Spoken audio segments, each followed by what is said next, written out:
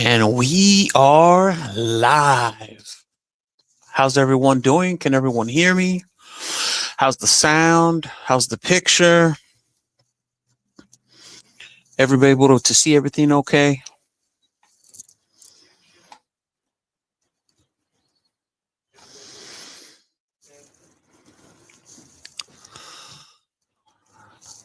Oh, we got a bunch of people in the chat. Holy.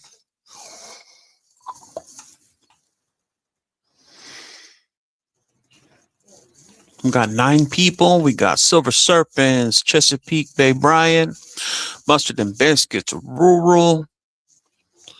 Who else we got in? Chill.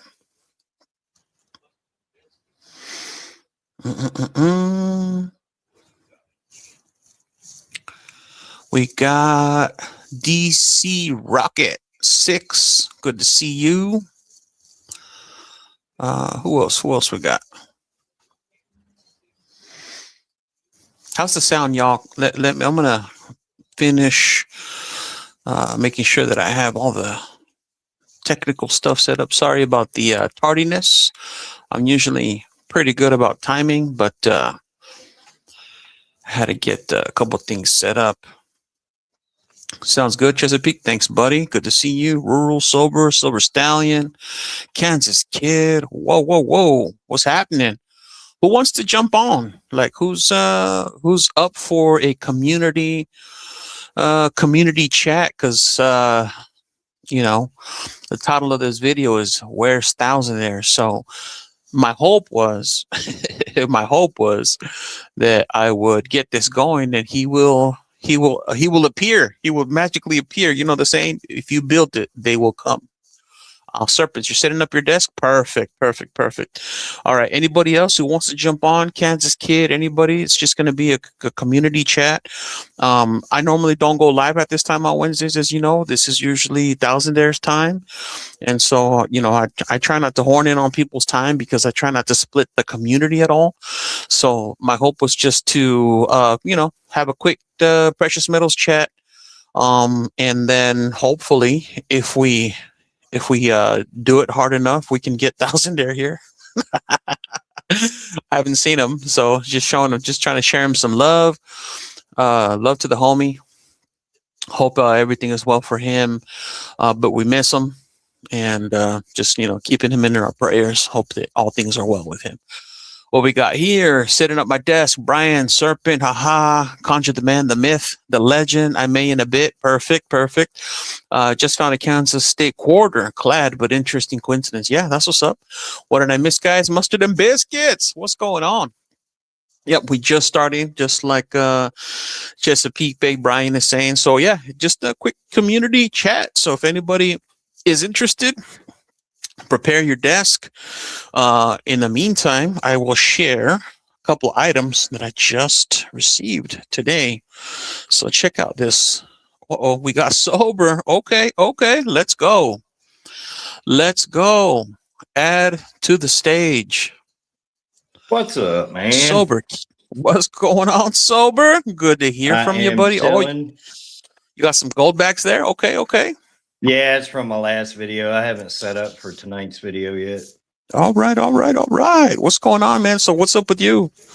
Brother, I am smelling like a rose on my birthday deathbed. Your birthday? Mustard says, Brian, I mean about Thousandare. Oh, yeah. I had just heard some stuff. I heard that the other day he had a good time, and so my hope was that we could wake him up wherever he's at. Earl says I should have sent him 2 baby Jesuses with the spirits he was battling.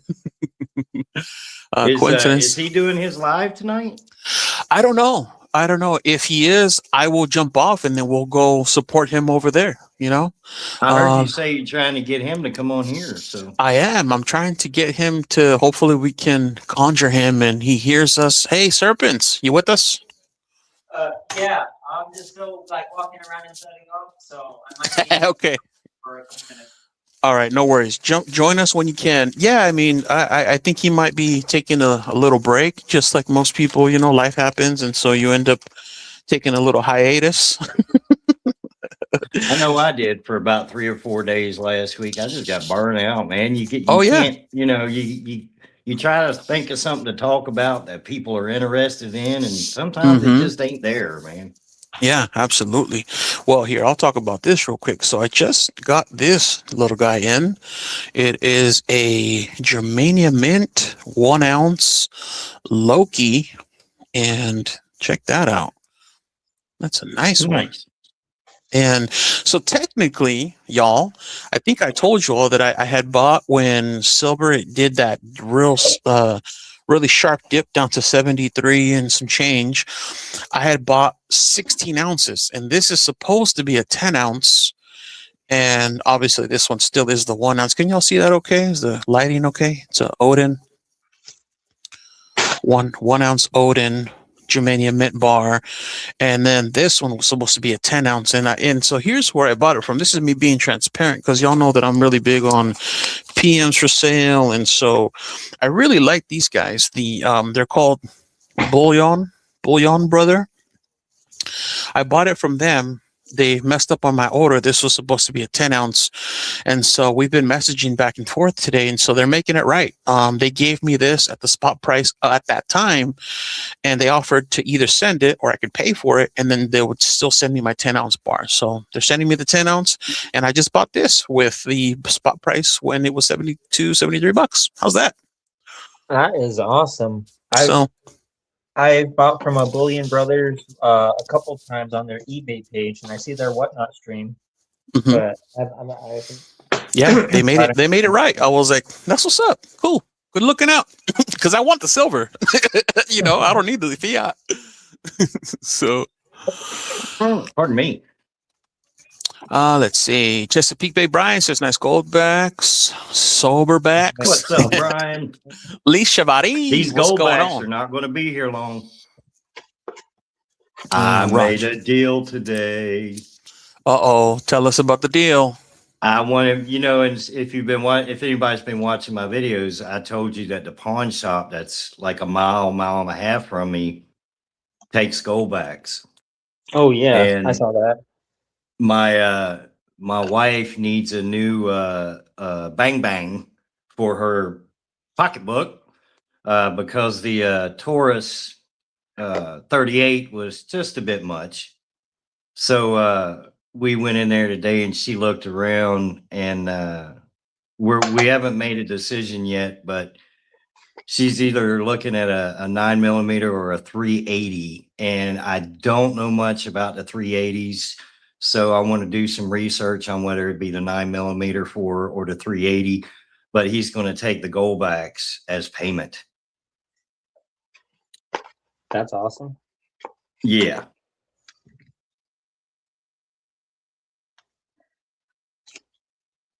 So I was trying to make a chat while you were talking, and YouTube rejected my chat. What?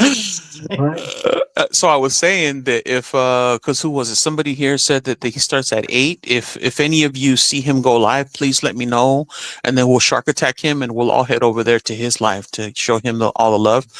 And because I'm only doing this to see if we can get him to jump on and join us. So yeah. Yeah, I thought his 8 o'clock is 8 Eastern time. I'm not sure though. I could be wrong. Yeah, so that'd be what, 9 our time? Or well, I'm in Oklahoma. I don't know where y'all are. Yeah. Y'all might be out in Australia or something. I don't know where y'all are. Mm-hmm. I'm in New Mexico. Play-Doh Cave Escape. What's going on, Play-Doh? It's good to see you, buddy. That's right, rural. Just like 1776. Trading gold for QQs. And that's how we do it.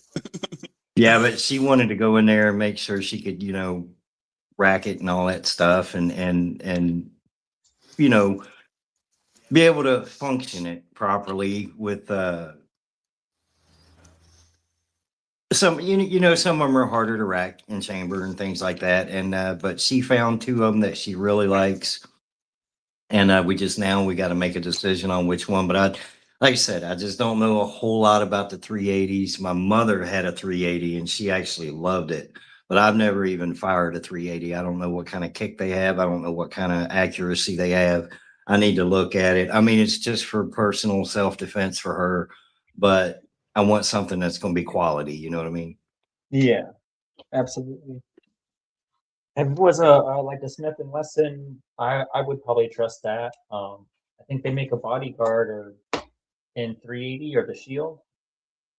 One of their Well, the 9 millimeter has a feature on it that I've never seen. On the back of the grip, you actually have to depress this button to be able to fire it. Doesn't That's its safety feature. If you don't depress, it's right where like if you're holding the pistol, right where between your thumb and forefinger, there's a little lever there, and if you don't depress that, it won't fire, and that's its safety feature.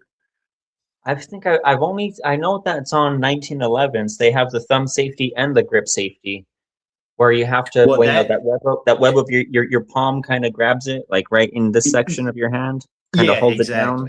Exactly. I forgot I was on. Yeah, exactly. I forgot I was live here. I can stick my hand in front of the. I'm thinking I'm recording a video, but yeah, exactly. So when you hold it, if you don't depress that, it won't fire. Chesapeake Bay Brian said an extra safety. Yeah, I was thinking the same thing, Brian. It could be if she gets in a stressful situation, that may not be a good thing, you know what I mean? So, but the 38 Taurus that she didn't have any safety features on it at all, and she was constantly worried about the thing. So it is what it is, but we'll make a decision. And yeah, unfortunately, Brian, here in North Tulsa, there really isn't any. We'd have to drive somewhere, either that or go to a firing range, you know. So, which is options. There's 3 or 4 of them around here, but I'm old school. I like to just go back in the woods and shoot stuff, man. Yeah, me too. As one should. Yeah, exactly. That's how I like it too. Just, we have a little spot out here that's like an old rock quarry. Has a good backdrop, so it's very safe. Everybody goes out there. It's outside city limits. It's on like private forest land. So, or not private, but like forest lands where anyone can go out there. So yeah, a lot of people go out there. When I lived off grid last year, I was right next to public lands, and I had like a 150-yard little pistol and 22 range right across the dirt road from where I lived. That was nice. Well, yeah, I definitely want her to be able to go, we need to go somewhere so she can fire it. Cause like I said, I don't know. She's 5'2". She's 61 years old. So I want to make sure that the 380 doesn't have too much kick for her. I know the 9 millimeter is going to be all right, but man, that 380 was a nice pistol. I'll tell you. Or bang, bang. Sorry. I don't know if we're allowed to say pistol. And look, I said it again. I'm just going to shut up. So. Man, it's all right. Pew Pews, Freedom Seeds, whatever. Pang, stockpiles. Hey, what's up, Sublime Mad Dog, Colorado Silver, OC, Omega Stacking is in the chat or on the stage. Yep. I'll show you what me got in the mail. Yeah, let's check it out. Let's see it. Let's put you on the big screen. What's up, OC?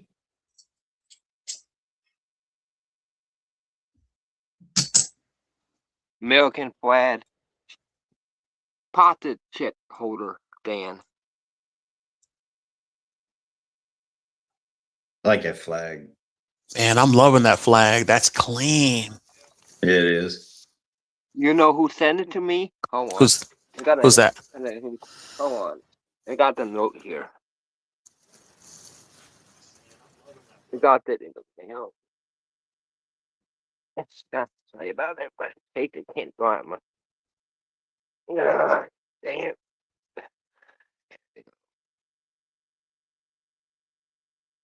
Mustard and biscuit. Mustard and biscuits. Man, he's the coin stand king of the community. He's been pumping those out to people, man. That's pretty cool. Yeah, bro. He's the coin stand king. You know how like just top notch he is. The other day I was on Mitchie and Cranky's live. Like I caught it just like the last 10 minutes, and there was like a little What up, giveaway man? for like a 1/10 round, and I won it. And I'm like, send it on over to Mustard, right? I'm like, because that Mustard, hooked me up. And then he responds back, nah, I already got one. Go ahead and just double it up for the next win. I'm like, that's just like, he's just a stand-up character. You know what I mean? Yeah. Same, yeah, that is really stand up. My IGP would be like, awesome, heck yeah. I would- He's just all gentlemen, first Yeah. class. What's up, Pang? Yeah, he's just all first class gentleman. I'm like, man, look at you, buddy. Yeah, these stands are just beautiful. Look how good they look. Look at that. Oh, speaking of winning, I also won this. I won this from my PMs for Sale crew in our Discord chat. I didn't even know that I won. I just got like this notification. I went and checked it, and they're like, "Oh, you won a 1 ounce of silver 007." I'm like, "What? Really?" What? Oh, snap. That's awesome. Now you got Look at that. the 074 and a coin. Yep, I got 007 pour and got the popcorn privy. Man, I'm just winning. I'm winning. Yeah. Winning like a winner. So what's going on? What's everybody doing? Any new pickups? I know it's Wednesday. I'm sure most people worked. What's going on out there? I was working. I haven't picked up anything new since I was on Thousand Earth's live stream like 2 weeks ago. So I just have the same. I still haven't even made a video for my own channel yet, but I've got this 90% gold plated $50 and mercury dimes. Oh, I those picked are up nice. for about, what would it have been, like 50? I don't know. What's 110 divided by 220? $2.20 face value for $110. Nice. That's what's up. Here. Yeah. So it wasn't too bad on 90%. It was a fair deal. I overpaid for the first mercury dime that I got, but I made up for it with this extra 4 walking liberties and the second merc dime. I got the $2.10 face value for 101, but I figured it was a one-off when I got the first one, the 36 gold-plated mercury. I got this one on eBay for like $9.50. And so I thought it was a way over spot, but I thought it would be a one-off item, just kind of like a little thing to flash once in a while. But then I saw the deal at this for $50 face value, and I picked it up, being a small lot and within my budget. So I picked up a gold-plated sterling round at the end of January, but that one I'm probably going to reveal on my channel because it's not totally family friendly. It's nice, it's pretty, it's big. I think it's an ounce of sterling, like an ounce of silver, and then plus to make the sterling. But just to give you guys a little, if you want to look it up, it's a portrait of Simonetta Vespucci, circa 1477. I think it was done by Piero B. Cosimo. So it's a portrait of an Italian girl who is thought to be one of the most beautiful in her village. And so let me try to like sneak it up here a little bit without revealing too much. And I picked it up. I thought it was really neat because she's got like a snake around her neck. And then the bottom half there, I'll just kind of keep off screen. And I it's think we've all seen them before. Yeah, I just don't want to YouTube, but them to flag it or anything. But Yeah, I know. I'm just messing. It's a 50 millimeters around, and it's almost as thick as a 1 ounce round. So I'm wondering if it's like 1.5 ounces or something. But it's even stamped and hallmarked, electroplated 24 karat gold on sterling, and then it's got the hallmarks there, and it's numbered 797. So I'm not sure what the mintage is, but that was kind of neat. That was one of my other pickups I haven't shown yet, so I'll just kind of tuck that in the back so we don't get flagged too much. But as I was going to show that off when I get my Medusa bar from FG, he's kind of kept that one, thumb covered when he's shown it. Finally, got that silver to him for the trade, but I picked up my first barber dime. Still haven't opened that yet. And again, I kind of overpaid because it was more of a collection item than a stacking thing, because it's a 1916 in probably a very fine condition. So, and the last thing I got that was bullion were these little 1/10 ounce the Golden State Mint Incuse Indian. I got 7 of these for $10 each around the first of the month when silver was still pretty high. So it's making its way back. Out of here. Had a good night. See, that's a good deal for 1/10s to get them for $10 a piece. Everything around, well, everything. I got one coin shop that I go to, but theirs are 13. And then anything on, you go on eBay, you can't find them things for less than $15, unless they're just, I don't know. If I could find them for $10 a piece, I'd buy them all day long. Yeah. And then with the poker chip swap I'm doing with the UK crowd, I was thinking I could send them some like plaid quarters from like state parks and national parks in the States and stuff. So I picked up a couple like Mount Rushmore, different ones. Like here's a national park, the Arches National Park in Utah. But I thought it would be kind of funny to send them a handful of these British surrender quarters at over to the UK. Here's a quarter from the United States commemorating your surrender after the Revolutionary War. That's awesome. So I've got like 5 of these I picked out of the stash, and I was going to send them all over. Here's some quarters for the British surrender, and send those to the UK. That's awesome. Be like, forget you and your tea party. Just kidding. A long time ago. We're over it. Yeah. Hey, Other than that, I've just kind of been sitting on all the silver I've picked up. My purchases have been slower in February, but I'm hoping March will be better. I'm kind of getting back on track, and hopefully I have some more leader jobs to unbox. Whoa. Is that part of the box you're opening up today, or are we in it now? Are you opening it as we're talking? This was a tube that I've been working on. These 2024s were like the 3rd silver purchase I ever made, just because I really liked the design. And then recently I picked up 2015. But yeah, no, that box is still here beside me. I've got another box here. This one's got like 11 ounces. I think I need to open. This one's got more Libertads and my first 5-ounce bar. And then there is the mega box for Saturday.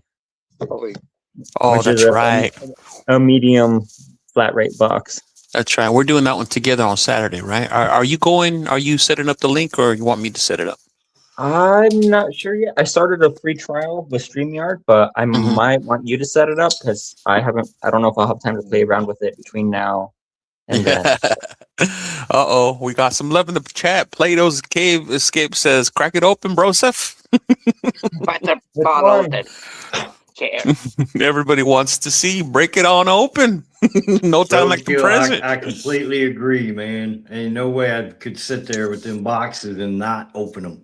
Ain't no way. Yeah, same here. When I just got these 2 bad boys, these 2 today, I was like, maybe I'll wait, but now I was like, I can't. I gotta see them. Gotta smell the silver. Yeah, these 10s I opened. Some of the things I get, I'm open right away, and others I've kind of held off on. Like, you saw the Love Art Dad. Let me see if I can get the front of the capsule off. And that one's so dope. That's right, Lee. I'm opening it on the way from the mailbox. Oh my God, colorful. That's right, Plato. Yep, same Plato. I got to make sure that there's some bullion in there. Yeah. And then I'm gonna pin it in, and then the back is a ruthenium coated, so that's why it's all blacked out. Plato, he's like 5 minutes is an eternity. Yeah. And Yo, I had these boxes for almost probably 2 months, early December. I think I got them delivered. So.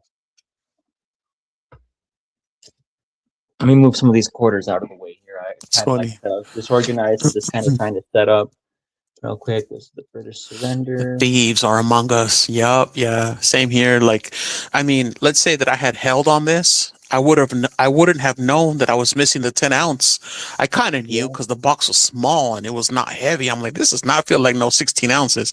I mean, when you're a stacker, you know what boxes should feel like. And I'm glad I opened it, obviously, because, this should have been a 10 ounce and it was just a 1 ounce. And so I was able to message them or get it rectified. But man, imagine had I waited to the live on Saturday. Oh, heck no. Oh yeah. Shoot. I have had that happen once. There was one seller I was buying from that I picked up 2 kookaburras from, and somebody else bought a panda from, a koala from the same person, and they sent me the one koala and must have sent that other buyer the 2 kookaburras I ordered. And as soon as I got it, I felt the envelope was like, wait a minute, there's only 1 ounce in here. There should be 2. And so I opened it up on and filmed it.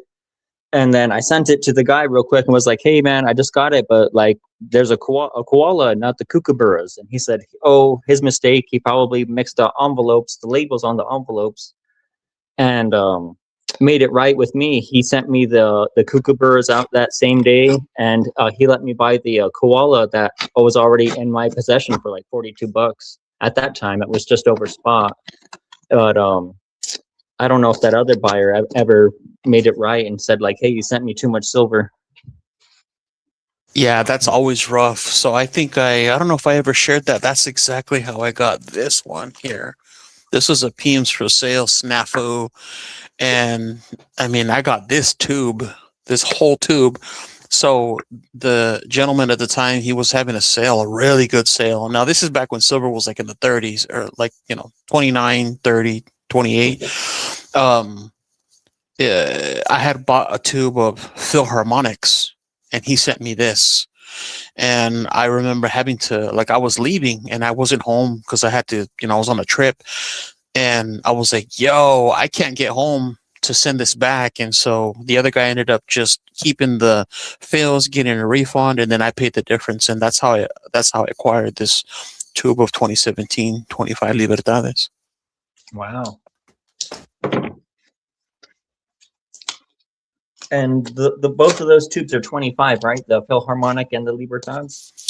No, the fills were just 20, and those were just kind of like regular bullion. As you know, Libertades have technically a bit of a premium. So Yeah. the other guy got a big refund, and I just paid the difference. And I didn't mind paying the difference because I was like, shoot, I'll keep the Libertades. I'm like, had I not been leaving, I totally would have sent them back. But I had like a bunch going on. That's when I was traveling a lot and I was doing all kinds of stuff. And so I was like, sorry, man, for the dude that didn't get the libs. Sorry for you, buddy. Like, I'm so sorry for you, man. And the seller too, he sent me pictures of everything that was packaged up. So let me get this out of the way in case my name's on there. Yeah. All right. So this is kind of what's all in this box here. We've got a 89 maple, 5-ounce bar, 23 lib, 2015 lib, my first Engelhard bar, another 89 maple, 2 more libs, and another Libertad. So, and then that's pretty much kind of what I paid for. With the spots on the wheel games, $12. I got 2 of these for $12 and the others for 45. So yeah, spot was like 39, 35 or so. So yeah, I was buying this all. Everyone's like 45 an ounce. What? Yeah. And I'm sure that was a lot back then for the Libertades, right? The premium. Yeah, it was about 6 over spot or something at the time. And this is your Facebook group, right? Or is this from that LCS? One of the Facebook groups.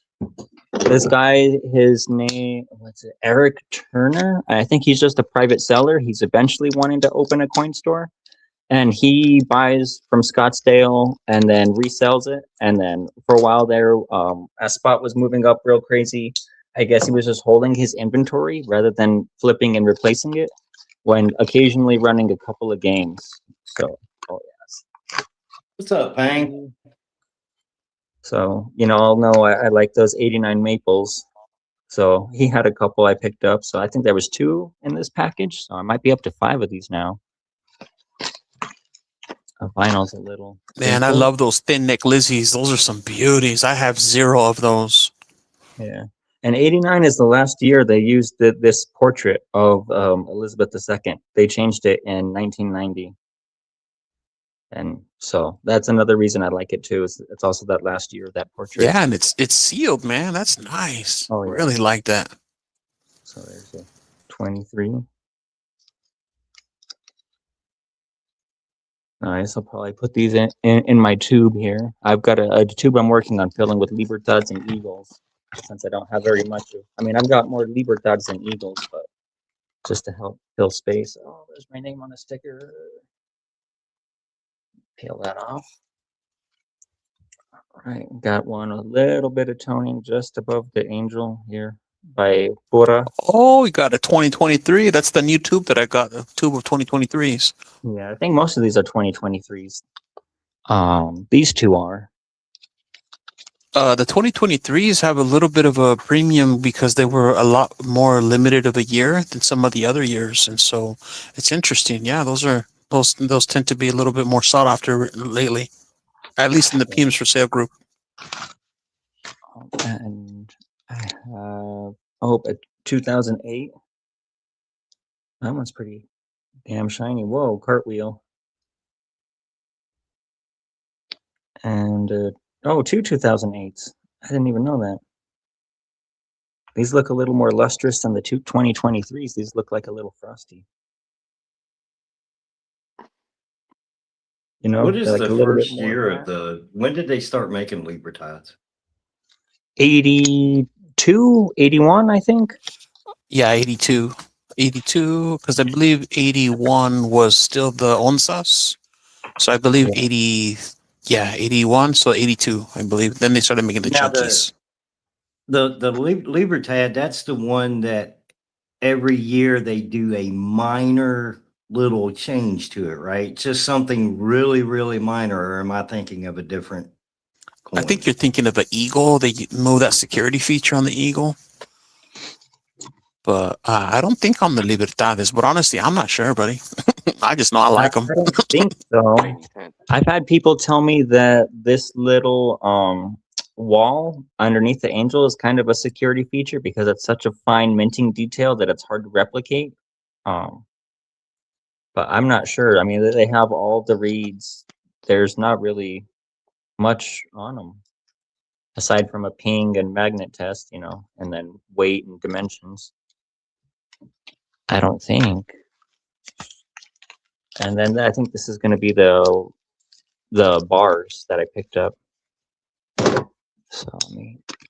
Okay, I'm not gonna slice anything. I got to change my razor blade, or just get my regular pocket knife.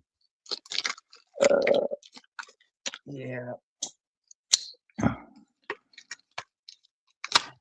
SE Stacking is saying, get those Libertades out of the PVC flip serpents. All right. Because I've got 2015, 2024s, and 23s now. And then I have 5 more of the 2024s, but they're in capsules. So I haven't moved them out to the tube yet. So kind of, what is the 6 plus? Oh, wow, I'm at 12 now. Plus the other 5 is 17. Woo, look at all that cheddar. I wish we had some music to be playing. I'm not technically savvy, man. I would love to have some like Mexican music playing in the background. Shoot. All right. So Yeah, that's true. SE Stack, your PVC will ruin the coins over time. You got Southeast. I'm going to talk about you for a minute. Did you guys see that video? It's been about a week or 2 ago where he was talking about that guy. I don't know exactly who he was talking about, but I think I know where the guy was taking the proof quarters or something like that, slamming the magnet down on him and things like that. I would have been a little upset too, seeing somebody to do that. But you know, to each their own. I mean, I don't do that, but yeah, he's like, don't do that.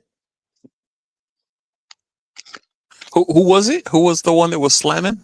Southeast Stacker did a video where he was talking about I think it was Somebody on one Crawdaddy. of their videos was slamming, using the magnet on a proof quarter or proof coin, and was really Oh, hitting it I hard see. with a magnet. Oh, yeah, Uh, yeah. Yeah, Mustard, you could. Was that you I, doing it, Mustard?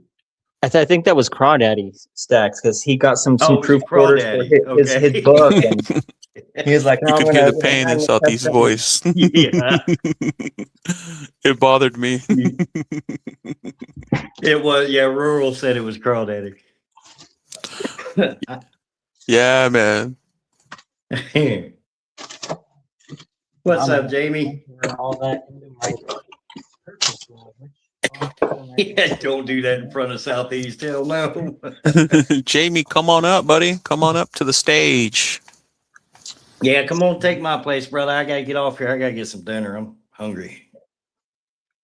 I wanted to jump on here and say hi to everybody. Yeah, buddy. Thanks for joining us for a hot little minute and saying Absolutely, hi. brother. I'm gonna go. My wife made some spaghetti, so I'm gonna go Ooh, prepare some sounds food. good. Yeah, Enjoy, man. buddy. Enjoy.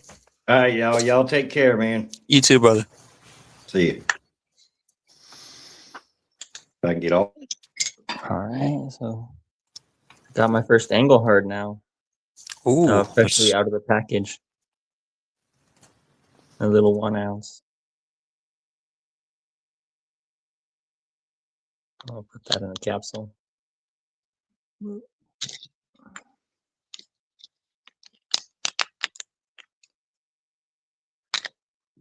And I was trying, I think I've got, and yep, right here. I've got the same design on the 5 ounce. I just unboxed. I've got the 1 ounce version of the same bar. And I Very think Wes nice. Those are Stacker, nice. he just had a reel with the same round, which is either in this tube or it's in my other tube, which is in my backpack. This is Buffaloes, Sunshine, ooh, Britannias, and Maples. Yeah, I'll be right back. Just gotta go across the apartment. Here, let me make it prettier and Spread them out. Spread them out. Yeah, if anybody else wants to join on in, hit the link, come on through. Maybe Philly, you want to join us? What up, Stackers? What's going on? Just hanging out, chilling, hoping that if we conjure him enough, Thousandaire will come out. We'll wake up and come say what's up. Wednesday evening. This is usually the time that he's going live. Penny Scout, what's going on? Is that you that has the gold sunflower that needs some zesty right about now? Yeah, it's Jamie that has that sunflower. Sup, Philly, says SC Stack in. Pang. I need some 999s for this year, something to play with. Yes, sir. Get it on up. Jamie go. says, great vid on her Stack Pang. Way to go, man. It's only going to get bigger and better. Absolutely.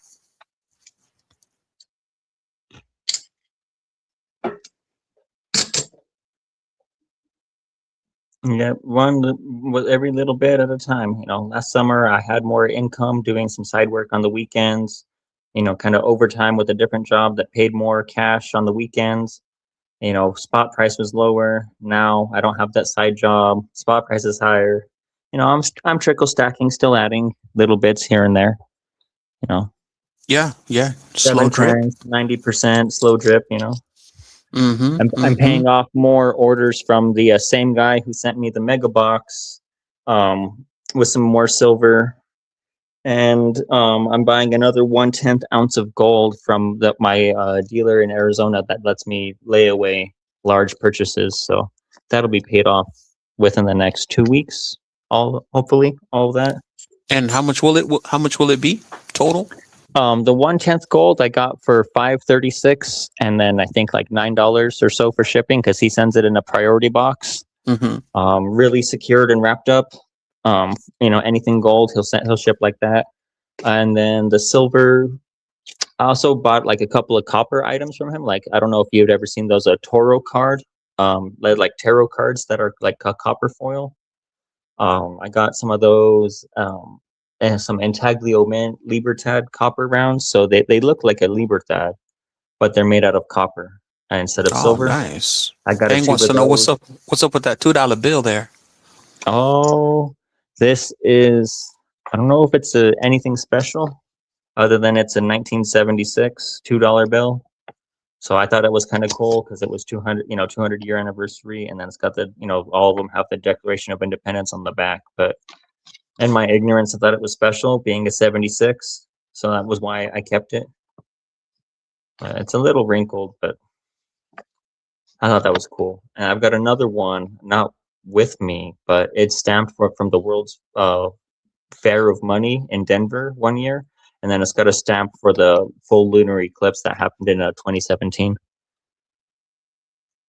So I thought that was a little neat. I seen someone paying with $2 bills at the station, was like, wait, let me buy one of those from you. And I gave him 2 wands for a $2 bill and got to keep it.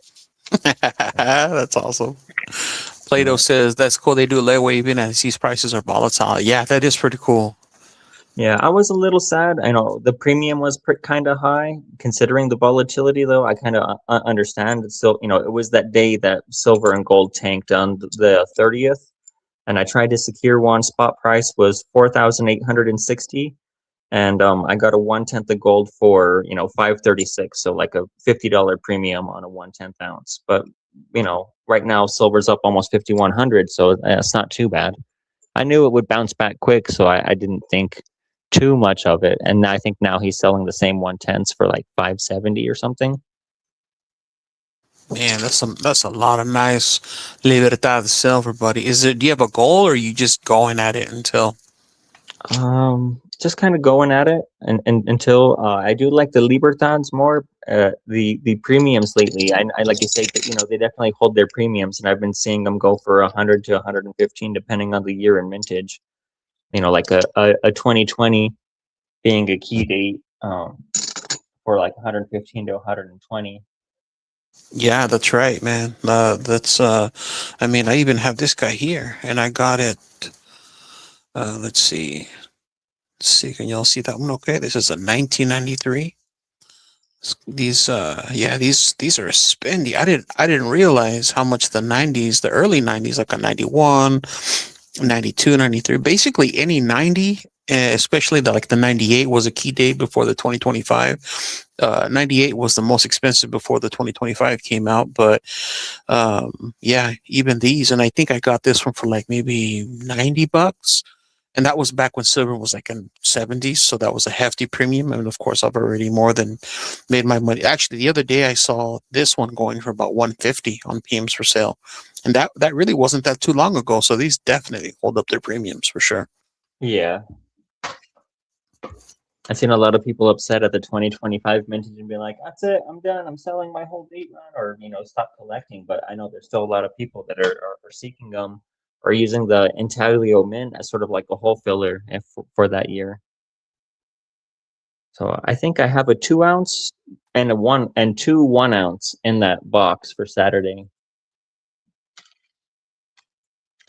Of the Intaglio Mint tributes. Can't wait to see that whole box. Libertad Hayes. Yeah. It had been so long because like I been placing orders with this guy because he'll list things up in he has his own Facebook group. It's a Silver Linings Enterprises is his business in Colorado, and like I said, he'll post things I guess as they become available from his distributors or wholesaler as a pre-order, and payment is due typically when he gets the items.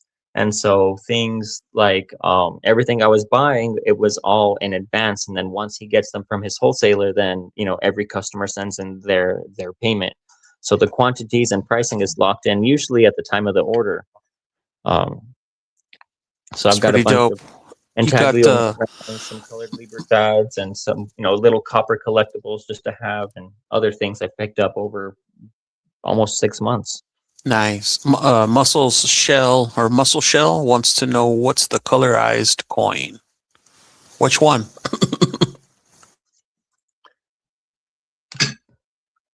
Was it? I was showing this one earlier. If that was what he's asking about. Muscle Shell. I have my computer open behind me for the chat, but I've been neglecting to look back over my shoulder. Same here, Plato. Plato's Cave Escape says chunk libertados are in my perma stack. They ain't going nowhere. Yep, absolutely. Yeah. Same here. So I have this tube that I've never opened. This is the only tube that I have. I think I've showed y'all before. Let me see if I can grab it without making a mess over here. This is my last sealed tube. So I used to have a bunch of these. This is the 83. Usually these tend to be pretty highly sought after for the Libertads of the chunky variety. But yeah, this is the last tube that I have that's sealed. I bought this sealed back in 2021, I want to say, or maybe 2021. So this is sealed, how it came from Blanchard, whenever Blanchard got it. So hopefully maybe on Friday when we do Silver Serpents big box, I'll open that guy up and see what we can find.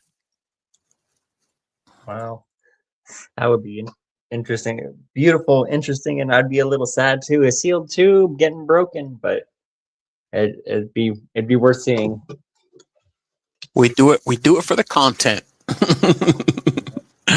Oh, Rural says, how is layaway any different than using a credit card or getting a loan? I guess there's no interest on that, and unfortunately, being like an low, mid to maybe upper poor for my state, I'm it kind of helps fit my budget with I guess my recent purchasing patterns, which I've been trying to tame so much on the pre-orders and essentially kind of like save up to make the purchases one-off rather than making payments. Put the cash aside and then make the purchase at once.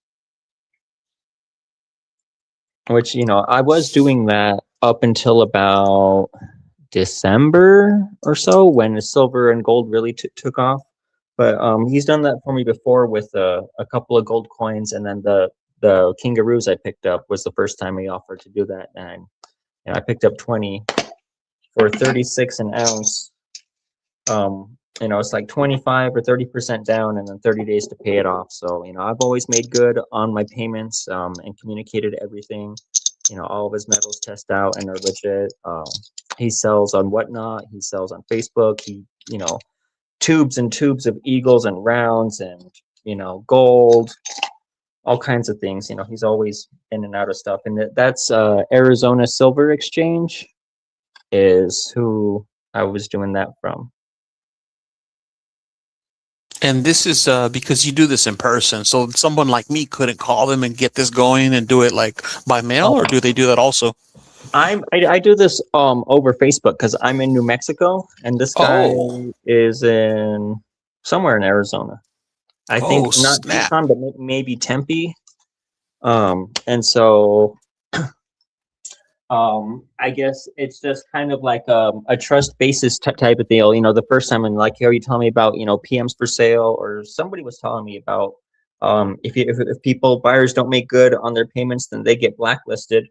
And essentially with him, if you don't make your payments, or if you miss the deadline, then you lose the item and probably the money you put into it as well. So I try not to push that boundary too much and try to plan around my budget, my paychecks. That way I'm not too far behind. What's the minimum payment you've ever made, or like agreement you've made, like the minimum or like the lowest payment, I guess? I guess that maybe this last time I put 154 down on the gold, which was about 30%. His thing is 25% down and pay it off within 30 days. So from the day that you make the deal, you have 30 days to pay it off unless you make other arrangements. Like I bought 2 tubes of copper buffaloes for I think $3.80 each, $70 or $68 a tube, just to try and flip on Whatnot. And those came in early. So I told him, I was like, hey, I was only planning to send you so much per check. I can send you 200 on this check, 200 on this check, and then I can pay the rest of the balance, in the beginning of March. And they were like, all right, cool, that works for us. Because the items came in earlier than expected, and it was, a little bit more than I was anticipating at that time. Yeah, I remember. Who was it here? Where was it? Oh yeah, Chesapeake Big Brian says layaway was big in the 80s and 90s. Yeah, same. That's what I remember. I remembered in the 90s, my mom taking us to Kmart, and we were also lower poor, not upper poor, not even in the middle. We were straight at the bottom, and so my mom would take us to Kmart and that little window in the back, and just to pay off a jacket. And I remember one year she was paying off, like making payments on the jacket and some gloves for me, because where we lived there was a lot of snow. Yeah, man, so I remember layaway. Oh yeah. I think even Tractor Supply, I'm kind of friends with the manager there. He used to offer to do things on layaway for me. Like I was looking at one of the wood stoves that they had, or even the gun safes.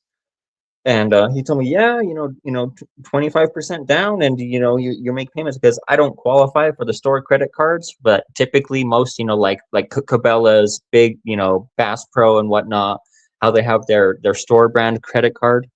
Walmart has one, and I usually don't qualify through the typical in-store financing, but the managers was telling me that, like, yeah, that layaway would be different than just, and I think my Walmart does it, but only during the Christmas shopping season, which is kind of I guess helpful. But Yeah. New Mexico, we're, I think, the second poorest state, right behind Louisiana, unfortunately. So there's not a whole lot of. See what Jamie says here. Credit card earn rewards, build credit score, pay off in full right away, no interest, or pay 90% and have a revolving low amount of credit to build your score even more. Dangerous if you can't handle it. True that. Yeah. Penny Scout says we were the worst kind of farmer poor. We had hay burner horses for showmanship. Okay. Plato, what's up? Don't be creeping. Littlefoot, what's going on, buddy? Good to see you. Glad to see that you're here with us, man. Lurker. He's a lurker. So, Littlefoot was saying get the coins out of the PVC flips. Are the softer flips like PVC, the ones that are a little bit more flexible and bendy? Because I have some that are kind of stiff that I think are acrylic. Yeah, there's a difference between them. I forget. Yeah, I never put them in any of those kinds of things. I tend to look either for capsules if it's like a really fancy item, or I put them in the tubes. Let's see. Littlefoot says, I'm a little pissy. Ordered a Pan Platinum and an S and received a Luceville Cami Platinum. Bruh, how about this one? At the start of the stream, I said, I just got this in. This is supposed to be 10 ounce. Does that look like 10 ounces to you? No. This is supposed to be a 10-ounce Loki bar, Germania mint. I got like a killer deal, but it's okay. The homies made it right. I got this from Boyan Bros. It's a Germania mint Loki bar. Beauty.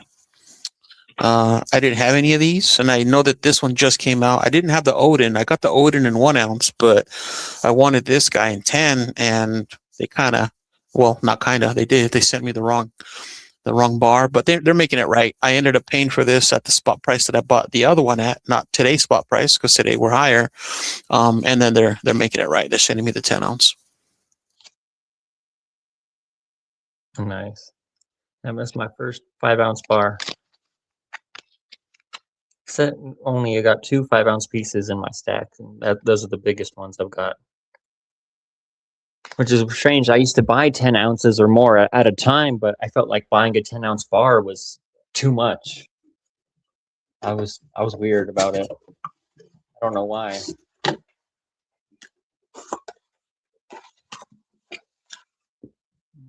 Got the Buffalo.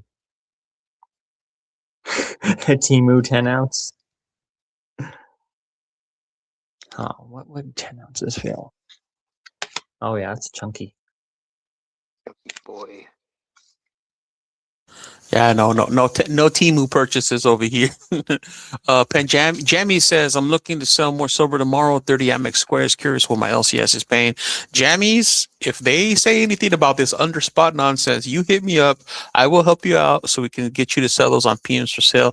Even if you sell them for spot and charge $10 of shipping, which the buyer pays the shipping, you'll still do better than back of payment nonsense. Ugh. Every time I hear somebody say, oh, back of whatever, no, I didn't pay back of anything. I was like, I'm not going to sell back of anything. At least spot. Come on now. Sorry, I know it's a touchy subject for me. I get on my soapbox, and I get it. They got to pay their bills, blah blah blah. But Yeah. this is a free market. We can do different ways of buying and selling. Peer-to-peer sales. The only thing I've seen go under spot is junk silver, silver shot, and super generic like bars that were like random weights. Somebody had like 60 ounces. It would have been perfect silver for to send to FG because it was just like random squares and rectangles that were all sigma tested and then stacked up, and you could buy it by the ounce for like $2 or $3 under spot at the time when spot was $50. And I was like, damn, that's so great. You know, pick up 5 or 10 ounces of that and send Jammies. it to FG for melting into art. Negative Ghost Rider. I'm JG Wentworth. I need cash now. I get that. Totally understand that for sure. Yeah. Let's see. Well, the thing that I like about PMs for sale is that they got to pay you, right? So, we usually do Zelle, so you see it in your account in like seconds. So, at least that's how I do it. You know, sometimes they'll pay Venmo, sometimes PayPal, friends and family. It takes a couple days, but most of my transactions I do Zelle. So you get the payment, you get the money right away before they even get it in the mail. Oh yeah. I usually send over Venmo just because I haven't set up a Zelle account yet. But I see Zelle, Venmo, Cash App, and PayPal as the big ones. But mostly Venmo and Zelle. For in my groups over Facebook that I'd found. But I'm checking out PMs for sale more often now, and I'm like, oh man, I'm just kind of at a tight Yeah, spot. I was so Really happy to bad. see you. I was like, "Oh snap, we got another one from the community on PMs for sale." I'm telling y'all, I put my reputation on the line because I'm a man of my word, and I will do everything in my power to make sure that everybody has a good experience. Helped Rural get a really nice piece of silver, some gold. Just because, man, again, no offense to the mom and pop and the, brick and mortar, they gotta pay their bills, whatever. But this is a free market, and so most people do things online, and so peer to peer, you make some really good friends. And like I said, I mean, had I not had this system, I wouldn't have had this free ounce of silver. I'm always getting free silver. I think I'm up officially up to like 80 ounces of free silver. Literally 80. Wow. I won 75. I got this. I've gotten a few other pieces. I mean, yeah, PMs for sale is dope.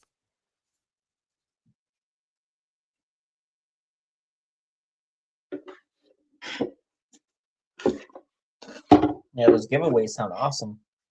Yeah, man, we're always doing some kind of giveaway. Slap the likes and like the thumbs up, guys. Yes, sir. Please, please, please. Rural. Good. Yes, you did. I just haven't been back. Need a Sigma before I go all in. Yeah, absolutely. That's a great idea. Actually, in fact, there probably every other day for like the last 5 days, there's been a new Sigma Pro. I think one day, a couple of days ago, there was 2 Sigmas back to back, and they sell like hotcakes, y'all. A lot of people will take silver, they'll take gold, in payment, whatever. Look at that, Vegas. Are you working, not working? Here, I'm going to drop the link just in case Vegas or anyone else wants to join on in.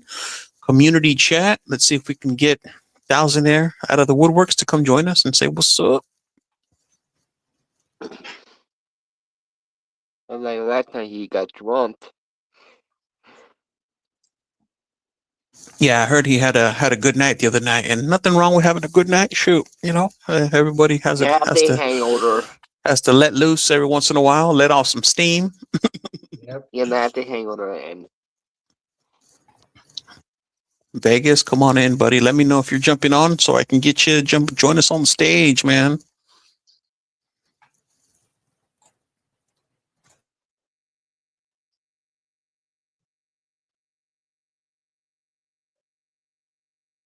Oh, yeah, Vegas is headed to work.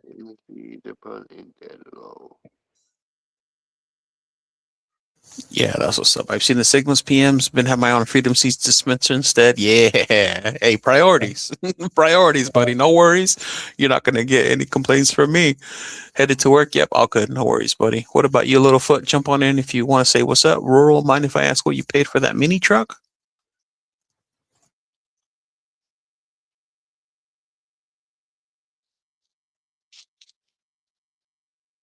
Like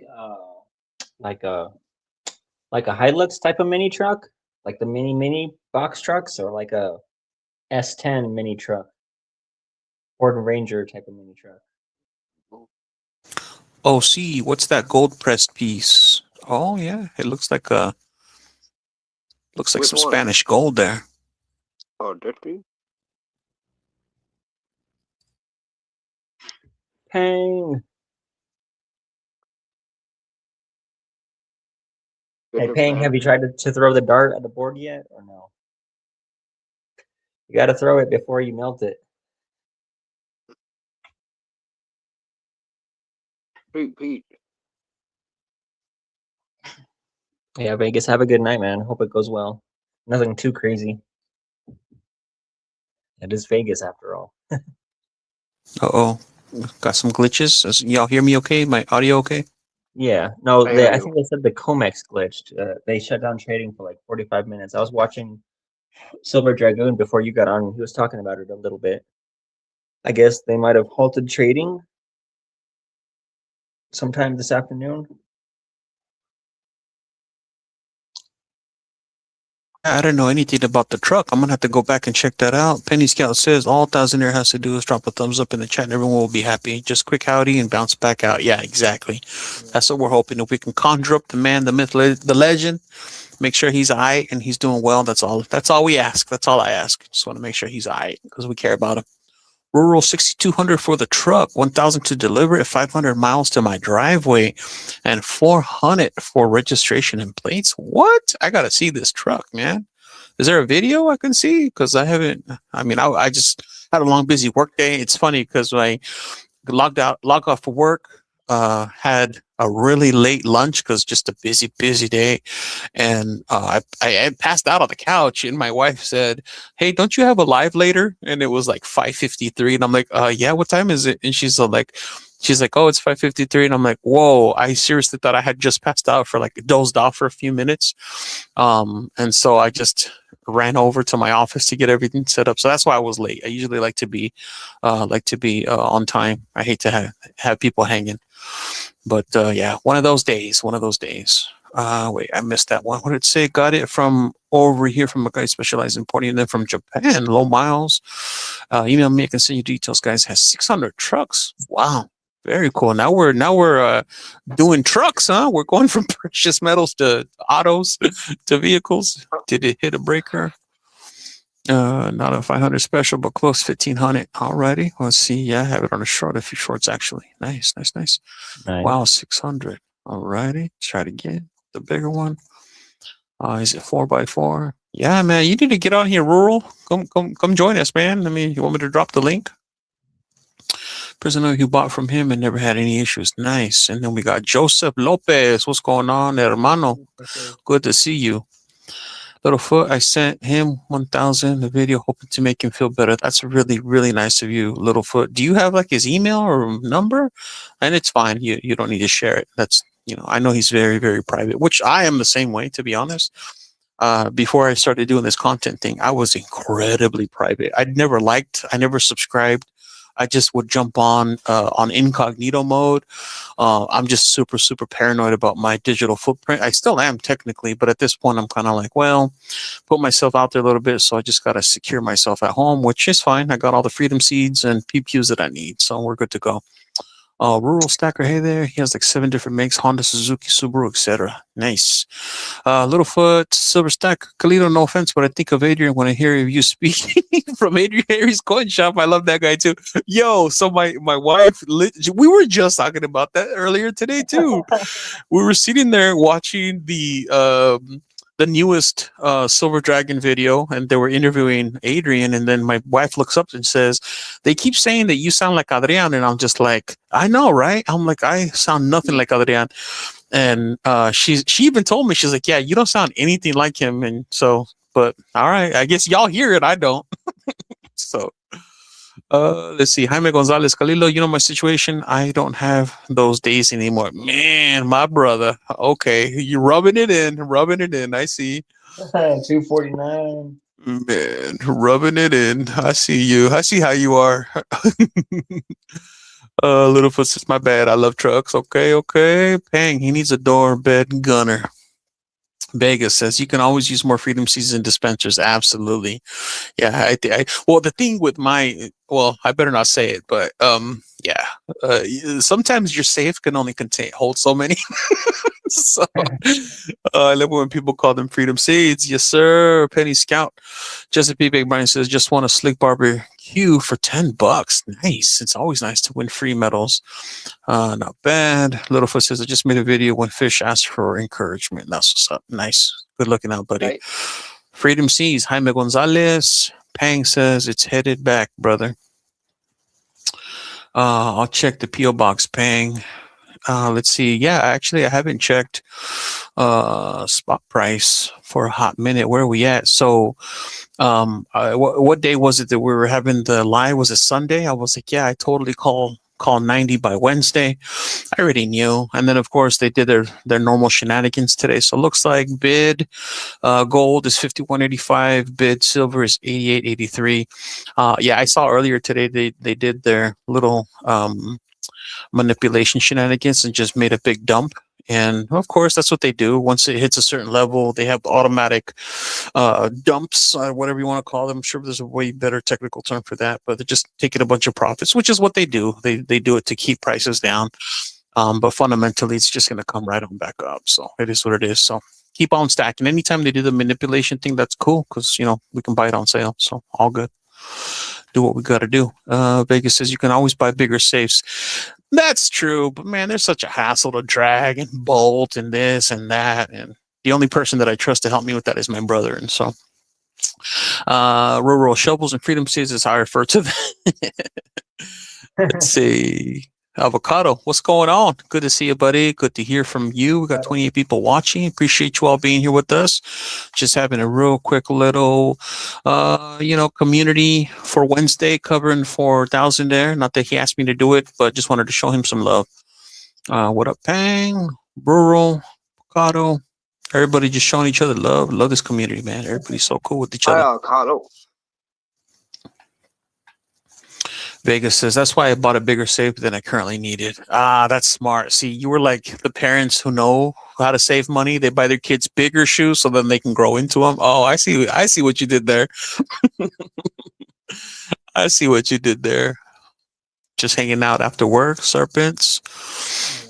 Let's see. Rural says, give me 5 minutes. I'll get the mini truck out and join. Nice. Almost home. Cool. Awesome, buddy. Muscle shell. What? Or a wardrobe. Let's see. That enters into another world. Whoa. What I miss? Let's see. Where are we at here? So, let's see. Anything else that you wanted to share, Serpents? Or you're going to save the big box for Saturday? I'll save the big box for Saturday. But Nice. One thing I did pick up, I finally got one of these little Apache hard cases from Harbor Freight. Oh, I yeah. opened one in my town, and I was thinking I'd either put my tubes in there, but for now, I thought about just like making a little gag reel and being like, you got to protect the pouchos. A case for the pouchos. That's pretty dope, man. I love that. Tiny gold. That's pretty awesome. Tiny gold. Yeah, we got tiny gold. We put the gold in cases, the cases in the poucho in the case, and the case in the safe. And the safe at the bottom of the lake. Yeah. That's awesome. So yeah, I just had this there. I was like, I need to make a little reel about this, and just be like just like drop it on the desk and open up it like precious cargo, and then open it up and be like, gotta protect the pouches. Chesapeake Bay Brian, past my bedtime. Let me know if 1,000 there shows any signs of life. Later, fellas. Have a good night, buddy. Thanks for stopping by for a moment. Well, yeah, I hope, again, I'm sure he's fine. He's a grown man. He's an adult. I'm sure he knows how to take care of himself. He's gotten himself this far. Yeah, I don't have his number. I don't have an email. Not able to get a hold of him. So hopefully if anyone out there, mom's listening. She's heard his name because I know that she's, my understanding is that she watches his content. So if Mama 1,000 there happens to be out there, just please keep an eye on our friend. We care about him. Make sure he's okay. We want to make sure he's doing well. Let's see, Mustard. I keep my frack in Russian nesting dolls. That's awesome, Mustard and Biscuits. Yo, what is that? There's a movie. What's that? Is it called The Night's Watch with Vince Vaughn and or no. Yeah, I think it's with Vince Vaughn and I don't know. I can't remember. I just know there's a movie with Vince Vaughn and he's like opening up the Russian nesting doll and he gets down to that little tiny one and he just like puts it against his forehead because it's like the cutest little thing. I love that. I love that scene. I can't remember the movie, but it's like the funniest thing ever. Freaking hilarious. Mustard little I was gonna say mustard nesting doll. There you go. Yeah. Patent pending mustard nesting doll. Penny Scout says he's absolutely fine. If I had a nickel for every time I got like that, I would have a shitload of nickels. Got over it every time. Yeah, I mean, it's true, but still, you never know. It's always nice to throw the positive vibes out there. Make sure he knows that, you know, we're thinking about him. But otherwise, really, what I hope he does is wake up and joins us. You know, and says what's up to everybody with the aliens, right? Yep. Roswell was a cover up. Just kidding. Man, look at all that. So we got some frack. Let's check out that frack. Got some frackety frack. And then serpents. What did you have there, serpents? I seen you holding some Libertades. Man, those were shiny. Which ones were you just holding up? These are the 2008s I just got. Man, those are These ones BU. are shiny. Those are B. Look at that. Look at that luster. Those are BU, buddy. Yeah. Wow. I mean, just The moon is hollow. Yeah, look at that. That's BU if I've ever seen BU. I'm not even holding it. I can tell that's absolutely BU right there. That's possibly gradable. Not that I would, you know, send it to be graded, but I know like that's those. They're a little bit more shiny than even like the 2015 or the 23s. Like these are a little bit more matted. These ones are shiny. Yeah, I wonder why that is. Those are just had a really nice strike on them, huh? Yeah, I guess. The 2008 versus 2023. Even the 2015 I have here somewhere is a little bit dull. Lee Bear Todd Hayes for Mustard and Biscuits. Yeah, look at that. I wonder if, I mean, in my mind, that doesn't look like a Dibski. That just looks like a straight, really, really good, you know, coin. Yeah. Wow. Even a little bit of fingerprint. Mustard and Biscuits is like, yeah. Yeah, man. I mean, I love me some Libertades, you know. Shoot, that's what I enjoy. That's what I like. New, Love old, doesn't matter. I love them all. I love that. Oh, actually, you know what? So I made a video, but you know what? We're live now, so I can share this one with y'all. Check this guy out here. Let me put myself on the big screen right now. Look at this guy. Look at this bad boy. Ooh. My lighting is on, like super, super bright. But look at that. Look at that bad boy. The Cowboy Bucking Bronco Scottsdale Mint 5-ouncer. I had already the Rifleman, which, you know, the Rifleman is awesome. Love me the Rifleman. Yeah. Oh, here's the Rifleman. Love this one was the best, in my opinion. This is the best one. I like the Bronco, but, you know, it's got the pew-pews, got the rope and everything. Got the, you know, it's just got, I don't know. This one has a lot more character, but this one's also pretty dope. Yeah. For you cowboy lovers out there. Whoa, we got someone on the stage. Let me get him on up here. Plato. Hey, can you hear me? We can hear you loud and clear. How are you, man? Awesome. Good, man. Do you guys see my stack or is it messed up? Yes, sir. We Oh, most certainly. Look at that. And we got Rule at the same time. Look at this. I don't know. Whoa. Let's see that, Rural. Is that the truck? There we Yeah, go. this is the truck. What is that little guy? Oh, Little nice. Honda K I saw truck. that truck before. I feel like I'm in China. What is Yeah, I this? saw those in South Korea. Oh, it's even got the steering wheel on the opposite side and everything. Oh yeah. Nice thing. Yep, manual. Wow, interesting. And you got this all the way from where? Japan? It came from Japan originally, yeah, but North Carolina, a dude sells them. He brings them in. He's got like 600 trucks that he brings Wow. in, and Beautiful looking Is it truck. diesel or gas? it's gas. But they do make some diesel, but this one's just gas. Then you can get them with like dump beds on the back, but these all. Let me get to the other side because it's dark around that. But the sides all pull out and then fold down flat, so you can have like a flatbed.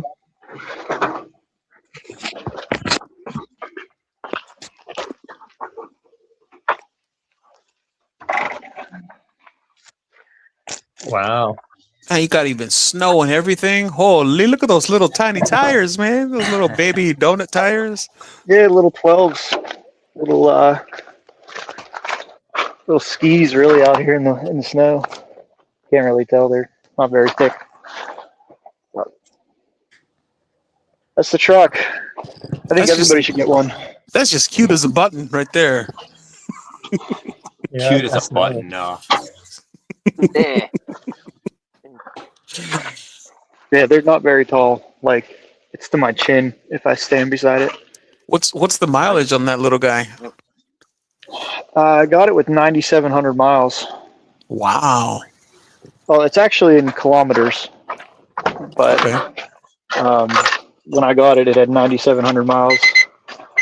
A Littlefoot needs his 36-inch tires on it and lifted with the shift kitten or what is it? What else? Dual exhaust. Yeah, he's got all kinds of them. I mean, they're so much fun. I run this through the woods, through the trails, like quad trails Wow. and everything. On the Very road, nice. obviously. Very cool, man. So is that your daily driver then? I can't answer that because in Pennsylvania, you're not allowed to use it as a daily driver. Oh, okay. Okay. We'll keep that confidential. And you can't drive it at night and you can't haul with it. But all of What in those the- things it can do. So what in the world? That's crazy. So is Yeah. it like considered like a classic or like an import or? Classic for PA, yeah. It's the only way you can drive them in PA. But like a lot of states like Utah, North Carolina, South Carolina, Virginia, they're perfectly legal. What? 3 cylinders and they can haul 2,000 pounds? Whoa, that's a little workhorse. Oh yeah, Penny's right. I've had at least 1,000 pounds in this thing. What in the little engine that could are we looking at here? Yeah, it gets like 50 miles to the gallon, like 47. Wow. Interesting. That's pretty dope, man. Well, congratulations on what a neat and unique purchase, man. Yeah, I mean, for less than 10 grand, you can have one. Like, you can't beat it for what it is. Yeah. 6.5 foot bed, 4 foot wide. Like I said, all the sides fold down, so it can be a flat bed if you needed to haul bigger than that. Wow. Interesting. All right. Well, shoot. What a good night we got here. Pang says put some mud grapplers on them. There you go, Littlefoot. That's your demo for you. It's even got a truck bed light I can turn on for you too. Maybe I go put the key in for it. Yeah, let me put you back on the big screen so we can all see that IRL.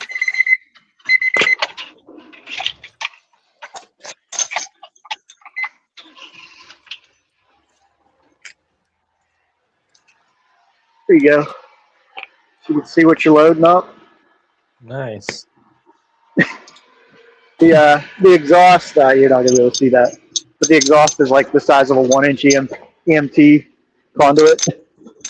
I say that because Little McFoot knows what that is.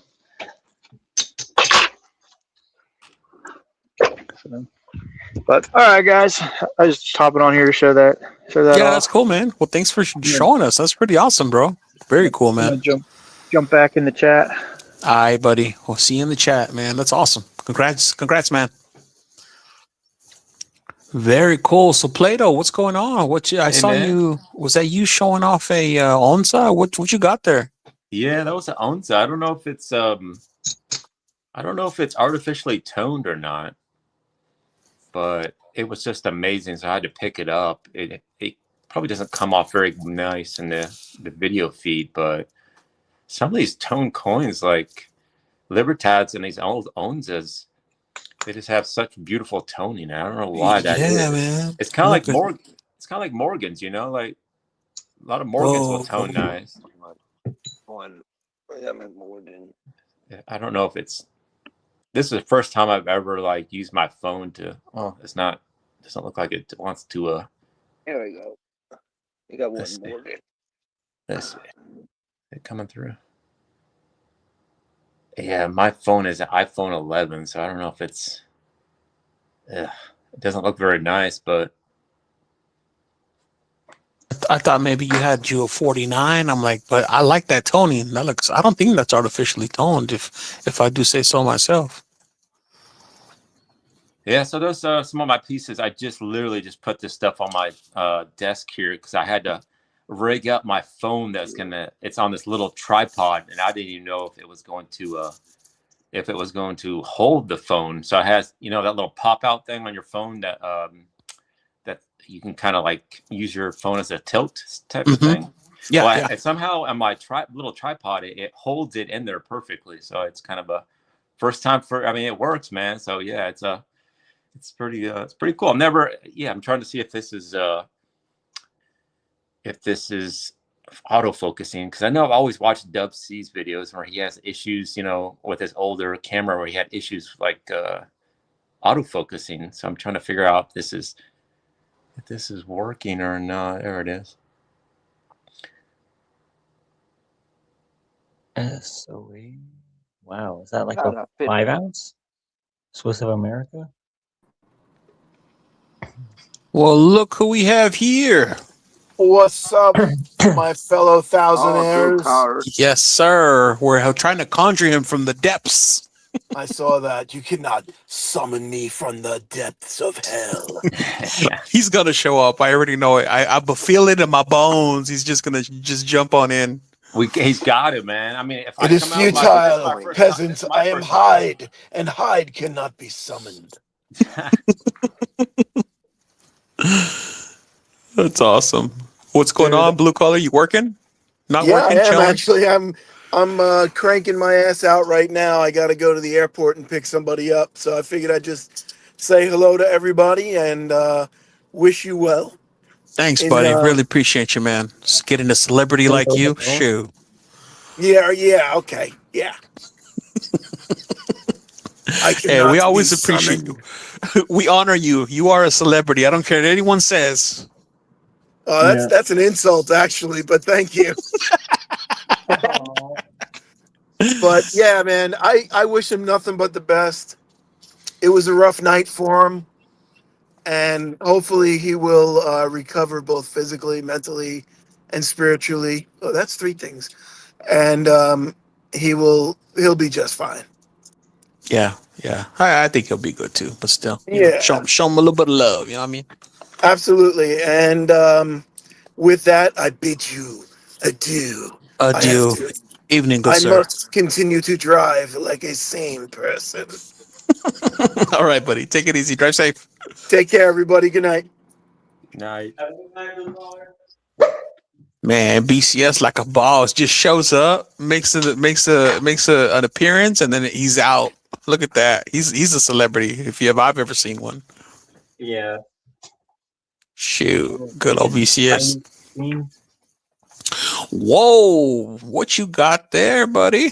What you got Whoa. there? It's my prize, man. That's versus what I got the day before the crash. I traded silver for this little boy, or I call it big boy, right? Yeah. I gave 60 ounces for this 1.2 ounce. That's a good trade. 60 is not too Yeah. shabby. That And this is is- really good.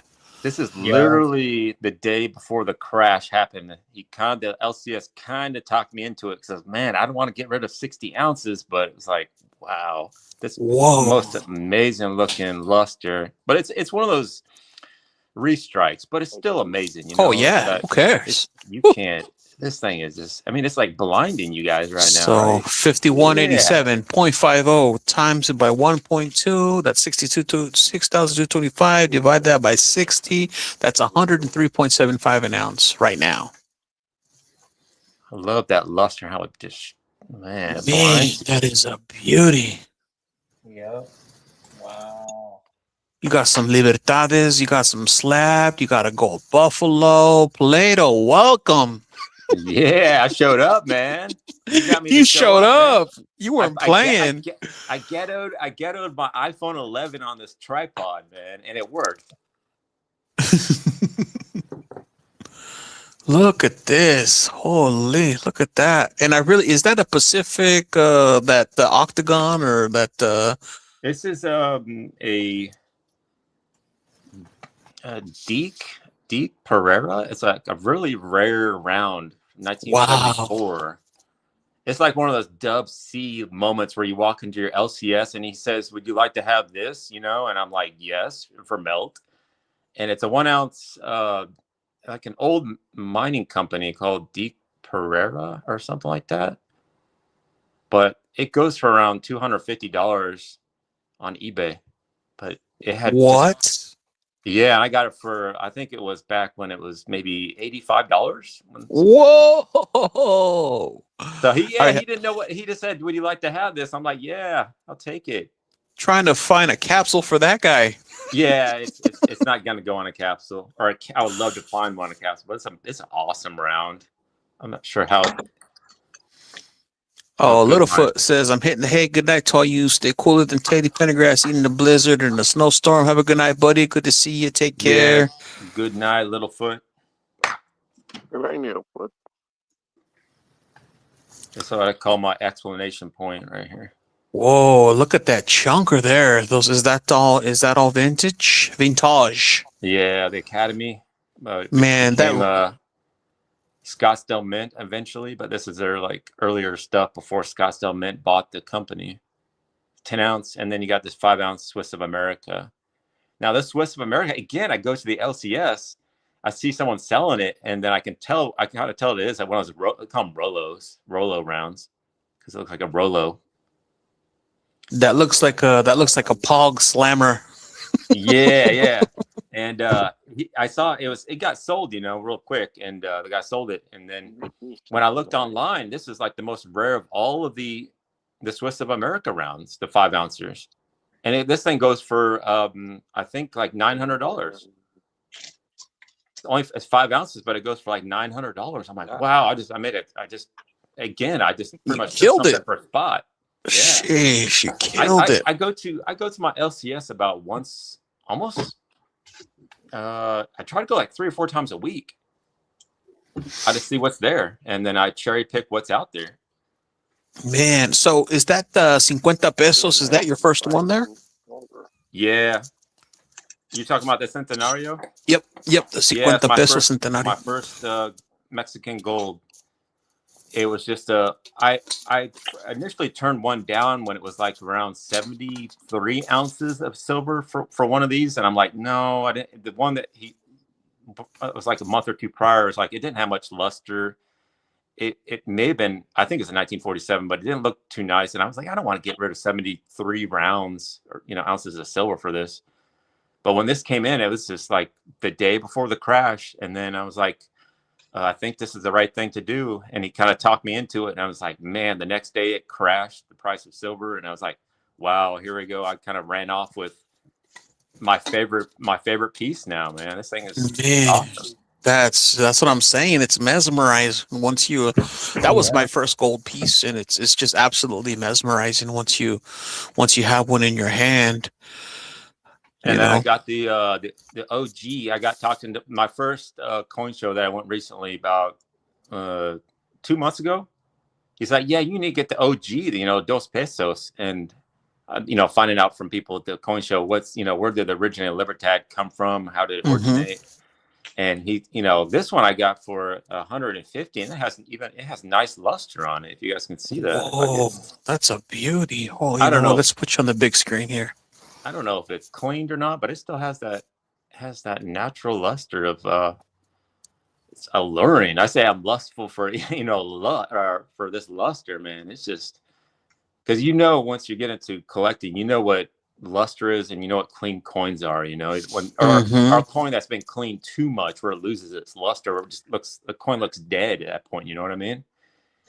And so I'm learning all about this luster and Mexican mintage stuff, and it's just even this one recently I found. Let's see, where's it at?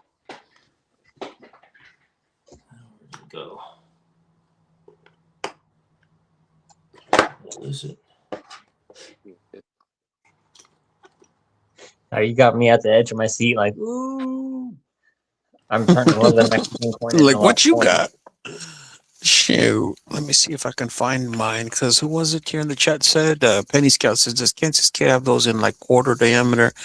I have one. Let me see. No, it's not there. Let me see.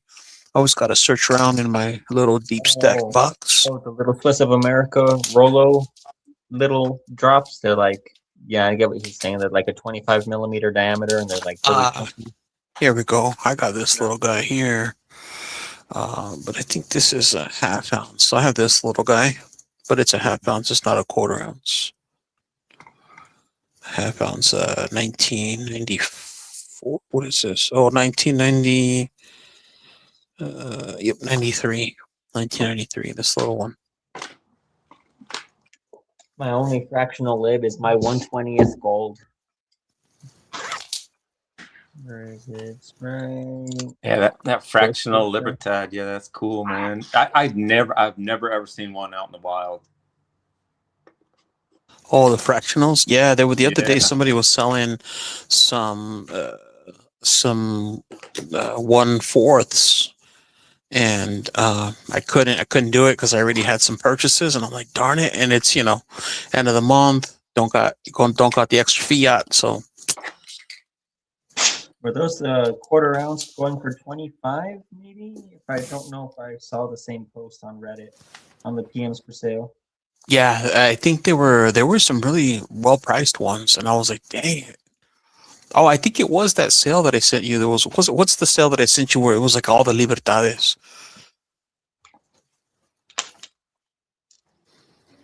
Liberty Trade.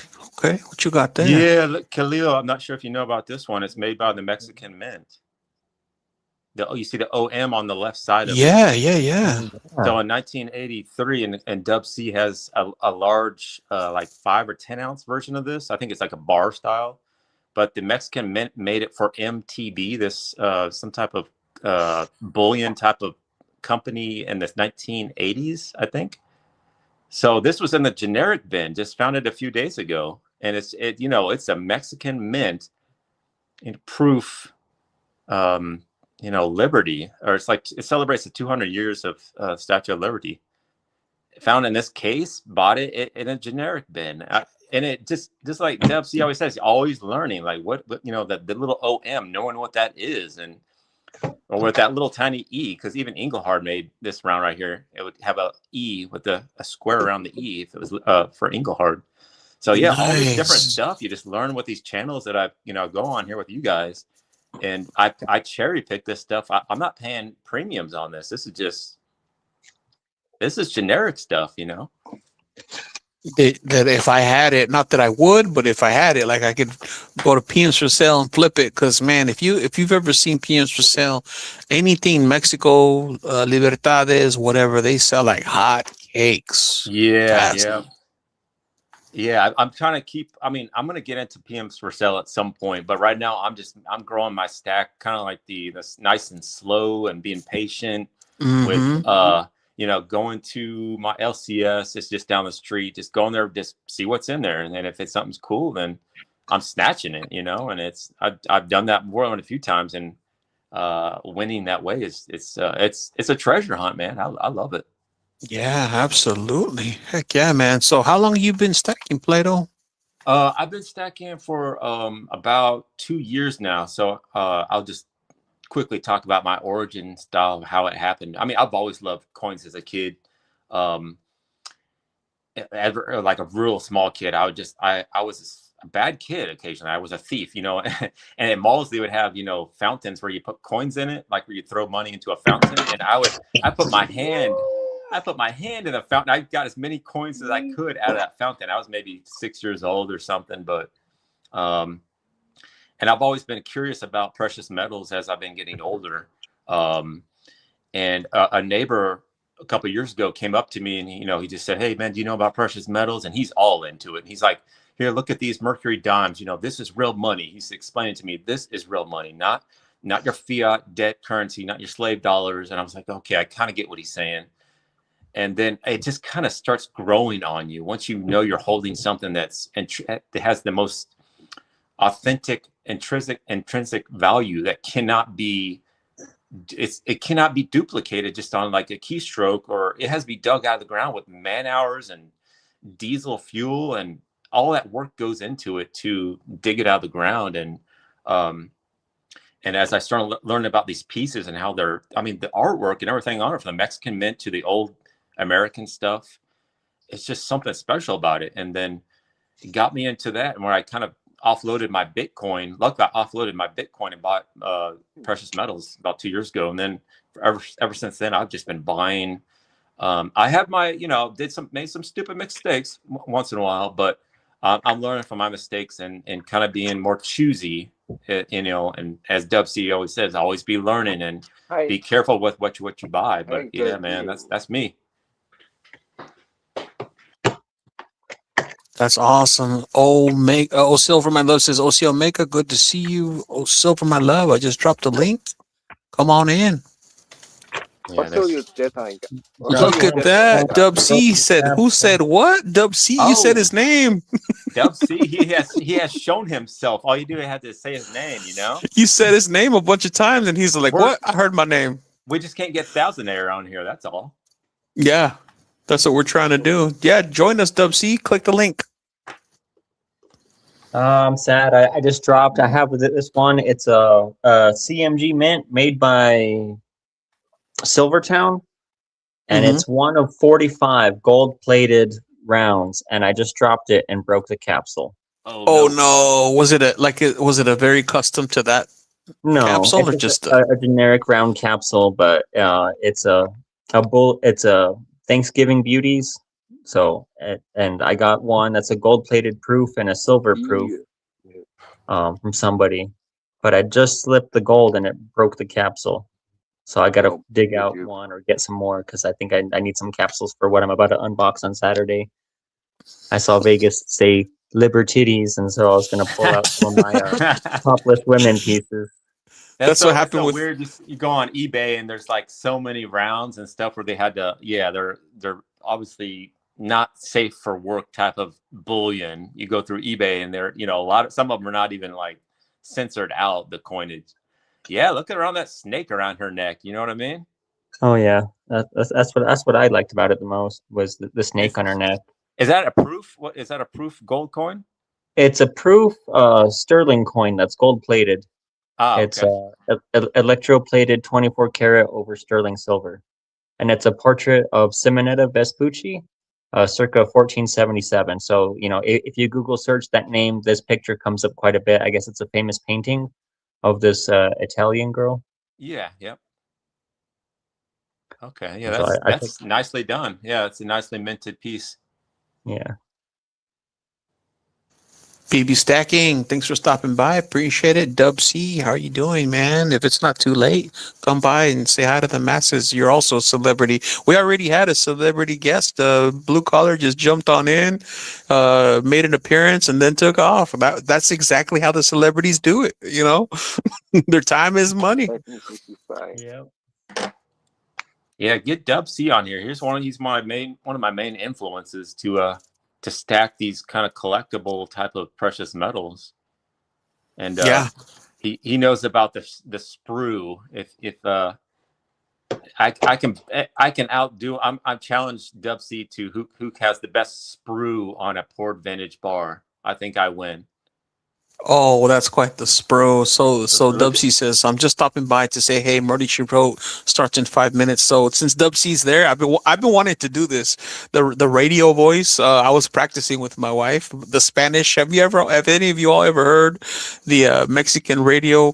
Estamos hablando de acá, WEI, Portland. This is Dub C's. I tried it. This is Dub C's Coins and Collectibles. I am not your financial advisor. Yeah, yeah. If I make videos, it would be. If I made a video, started making videos, it would be copied from Dub C, his outline and everything. I just need to find a little Navajo rug, and I live here in Arizona, so I should be able to find one of those Navajo rugs around here. Oh yeah, you can score it, no problem. Oh yeah. I found mine. I think it's an arm cover for like a sofa or something. But I found this and just kind of saved it. I just kind of kept it because I would kind of fit the Southwest theme because I'm in New Mexico. But this one here, see, you guys can see the pattern there. And then it's got the colors and the little frillies on the ends. Oh man, that's a beauty. Nice, very cool, man. I took that and just kind of tacked it on the wall for a backdrop. And then at first, I was using my phone a lot closer, so I would have it set up like that.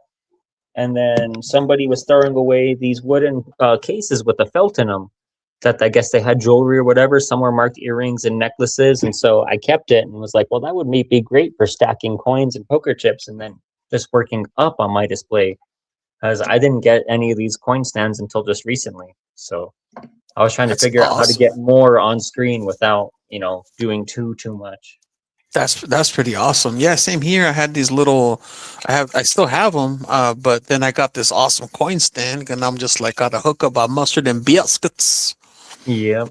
Done hooked it up. Let me do it one more time for Dub C if he's still hanging out. Estamos hablando de acá, WEI, Portland. Did that sound like the radio, the Mexican radio stations? Yep. Rural, good night, buddy. Take it easy. Congrats on the new truck, Good night, man. Rural. I grew up maybe 1.5 miles from a radio station. Like I used to ride my bikes there because they would set up a fireworks stand for New Year's and 4th of July, back when you only had to be 16 to buy fireworks or a BB gun. And my brother would buy them for us because he was the oldest. But I don't remember the name of that radio station. Because I'd like to incorporate it in like something like that, just to, as a tribute to, not in any sort of, mocking or making fun of, because Dub C is awesome. I appreciate his knowledge. His videos are wonderful. It's very informative. And Yeah, he's Dub C's celebrity. definitely the big homie of the stacking community. We all love him. Yeah. OG. Oh, that a big chunky. Whoa, Yeah. what is that, Plato? Look at that. 50.2 ounces. I Wow. love I think it's called Lindenfrost. The crystallized structure of the silver as they poured it. It's just such amazing bar. I got this at Spot on eBay when the price of silver was going up. So it was like $80 an ounce. A few months ago, it was $80 an ounce. And then, man, this thing, I was like, oh my God, I got this for Spot. Oh, Oh snap! I got the seal of approval from Dubs. Dub says yes. Oh, you got the radio voice, gotcha. I got the seal of approval. Ah. The Mexican radio stations, the AM stations. Like every once in a while, I'll pop through there because there's like some music that I like, and of course, my wife can't understand it, but of course I can. And so I was like, let me practice this because Dub C has his, and I'm gonna do the Spanish version. So I'm gonna keep Yeah. practicing different phrases. Oh, what the tone on it. Purple. Man, that's gorgeous. That is Yeah. gorgeous, man. if I knew what I was gonna say and was scripted, I could probably, deepen my voice and talk really, Hola, ¿cómo estás? ¿Estás escuchando? And then come up with some radio station name. But in Spanish, I don't know. English would be better, but Spanish, I would have to have it scripted out. I stutter too Yeah. much. My pronunciation isn't always the best.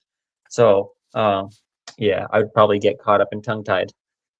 Yeah, I gotta keep practicing. Estamos hablando de acá, WEI, Portland. 8, 9, 10. You're Wow, I'm at 15 Libertades now in my stack of just the BU variety. I've got 5 of these 2024s in capsules I've never taken out or handled. Beauties, beauties. And then I got 5 more of the 2024s and just the raw. And then I got the 2015 and 2008s and 2023s too. So And you're in where again? New Mexico? Taos, just north of Santa Fe, about maybe 100 Taos. miles. So Yeah, you're like near the border, so you can hit up some of them coin shops and get like some really good deals on Libertades, right? No, Uh, Taos is pretty far away. Oh, okay, Yeah. okay. Yeah, I'm closer to closer to Colorado than I am to Santa Fe, I think, actually. Oh, gotcha. Yeah, I'm in the north central part of the state in the Sangre de Cristo mountain chain Mhm. at about 7,000 foot elevation. So, it gets pretty chilly up in this high mountain desert. Not as, bad as Albuquerque or Santa Fe, which are, probably about half the elevation Taos is. And then there's three ski valleys in the area too. There's the Taos Ski Valley, Sipapu, and then Angel Fire that are pretty big during winter. But I was excited when I moved here to go snowboarding or to learn how, but I haven't been out in all the 12 years I've been out here now. Shoot. Yo, Serpents, I'm really liking that that treasure chest you got over there. Is the goal to fill that bad boy up, or? I'm not too sure. This is a little sentimental thing that I've had this longer than I can remember. This Really? thing's Before so you were a old. stacker? Yeah. And I would burn my initials in the bottom of that. Mhm. I think I've had this since I was probably less than 10, and I filled it up with like knickknacks and like receipts and little things here and Knick there. knack, patty whack, give a duck a bone. Yeah. Pictures. Oh yeah, this is a snake I caught that laid eggs when I caught it. So I took a picture of the bull snake in the 10-gallon cage with the eggs. And so, I used to catch the bull snakes that would grow up on my father's property. I mean, growing up on my father's property. And then I'd I keep see them you for had a couple protection in days there. and let them go. Yeah. Those came from, I think, the Warp Tour, my very first year in 2006. I went, they were giving out free protection packages, and I picked one up just because. I got this after I graduated, and I'm kind of sad it's not as deeply engraved, but it's from the high school that I graduated from, the Cobre Indians. And it's got the Zia symbol with That's cool, man. C on the mountain and the Indian chief. And then on the back, it actually says class of 2008, which is my graduating year, but I didn't get this when I graduated. I got this a couple years later. And it's like really lightly laser engraved, so. Yeah, it. I've always said it that stackers. A lot of us tend to be grew up collecting stuff when we were young. Yeah, and so this has got like letters from my friends wrote me back in high school that are like almost 20 years old now, and a bunch of like little sentimental things. So I've thought about clearing it out and then filling it up with like maybe constitutional or fractional after I overfill my pouch. But so far with all of my fract, I've been like organizing it. Like I got a 1/2 ounce of germanium mint, 1 gram bars in here. This is an ounce of fractional and 1 gram and a 5 gram Libertad bar. That's pretty cool. I like that one. Dude, that's pretty dope. I've seen those before. What you got over there, Plato? Shoot. Another port bar, man. These things, one of my Wow. first port bars, but it has so much character to it, man. We've got some Wow. bar wars, bro. So Plato, Yeah. where are you from? Like what part of the US are you in? I'm in Arizona, but I grew up in Kansas, and then I lived all over the world in the Air Force. I've lived in Germany Nice. and South Korea and England. Okay. You're retired Yeah. now out of the military. Yeah. Yep. Okay, just living your best life. Love it. Yep. When are the government or I know you're in the government. When can you retire? Well, for me, my plan is I got about a good 8 to 9 more years for early retirement. I won't really be able to draw my pension. So usually once you put in where I'm at about 25 years, you can do early retirement. Of course, they recommend the full 30. But because, I am who I am, I'm a saver. I have like a plan to do it way, way less in less time. And I mean, if Precious Metals keeps doing what it's doing, I might be able to do it way sooner. So Yeah, that's awesome, man. Yeah, it's great to be retired because I can just focus on building wealth and putting money into real Hmm. wealth.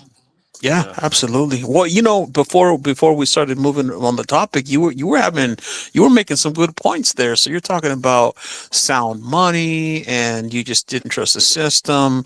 Is there like a certain strategy that you thought about when you first started stacking, or even now? Like, is there a strategy that you're thinking about? No, the whole beginning of my strategy is instead of putting money into expensive food and these other types of things that I'm just, literally just shitting out. I'll eat a little bit more conservatively, cheaply, stop spending stuff on money that just goes nowhere, and buy things that look amazing and are you just hold, one of these bars in your hand. You're like, man, this is something I gotta keep putting my fiat dollars into, and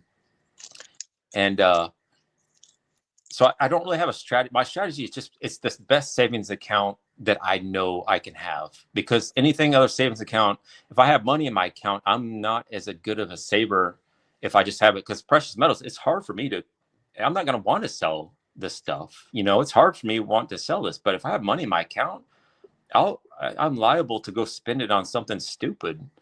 Um, so it's not really a strategy so much right now for me, other than I know I'm building my wealth in the future. So if I buy a house in the coming future, I have to offload some of it, and that's all right. But to me, it's just an amazing savings account that it is volatile, but I believe in it. I don't think it's going back to $50. I honestly, I do not, and I don't know much about precious metals, but I definitely do not think it's going back to $50. And it'd be all right if it went out to $50. Okay, I'd buy more, but I there's no way 1 ounce of silver is worth about a large pizza and 12 boneless wings and a 2 liter of Pepsi. No, there's no way 1 ounce of silver is worth that $50. A large, large pizza and some wings. No, 1 ounce of silver is not worth that. It's worth a lot more than that. And luckily, I bought a lot of it when it was under $50. So to me, it's not I don't have a particular investment strategy other than put the money, be a good saver, start saving money and put it into something that it's hard to spend and it's hard to let go. And I love the history. I love how it feels. There's nothing I don't like about it. The only thing I don't like are premiums, but I understand premiums. I understand why they have to sell with premiums. So that's the only thing I do not like.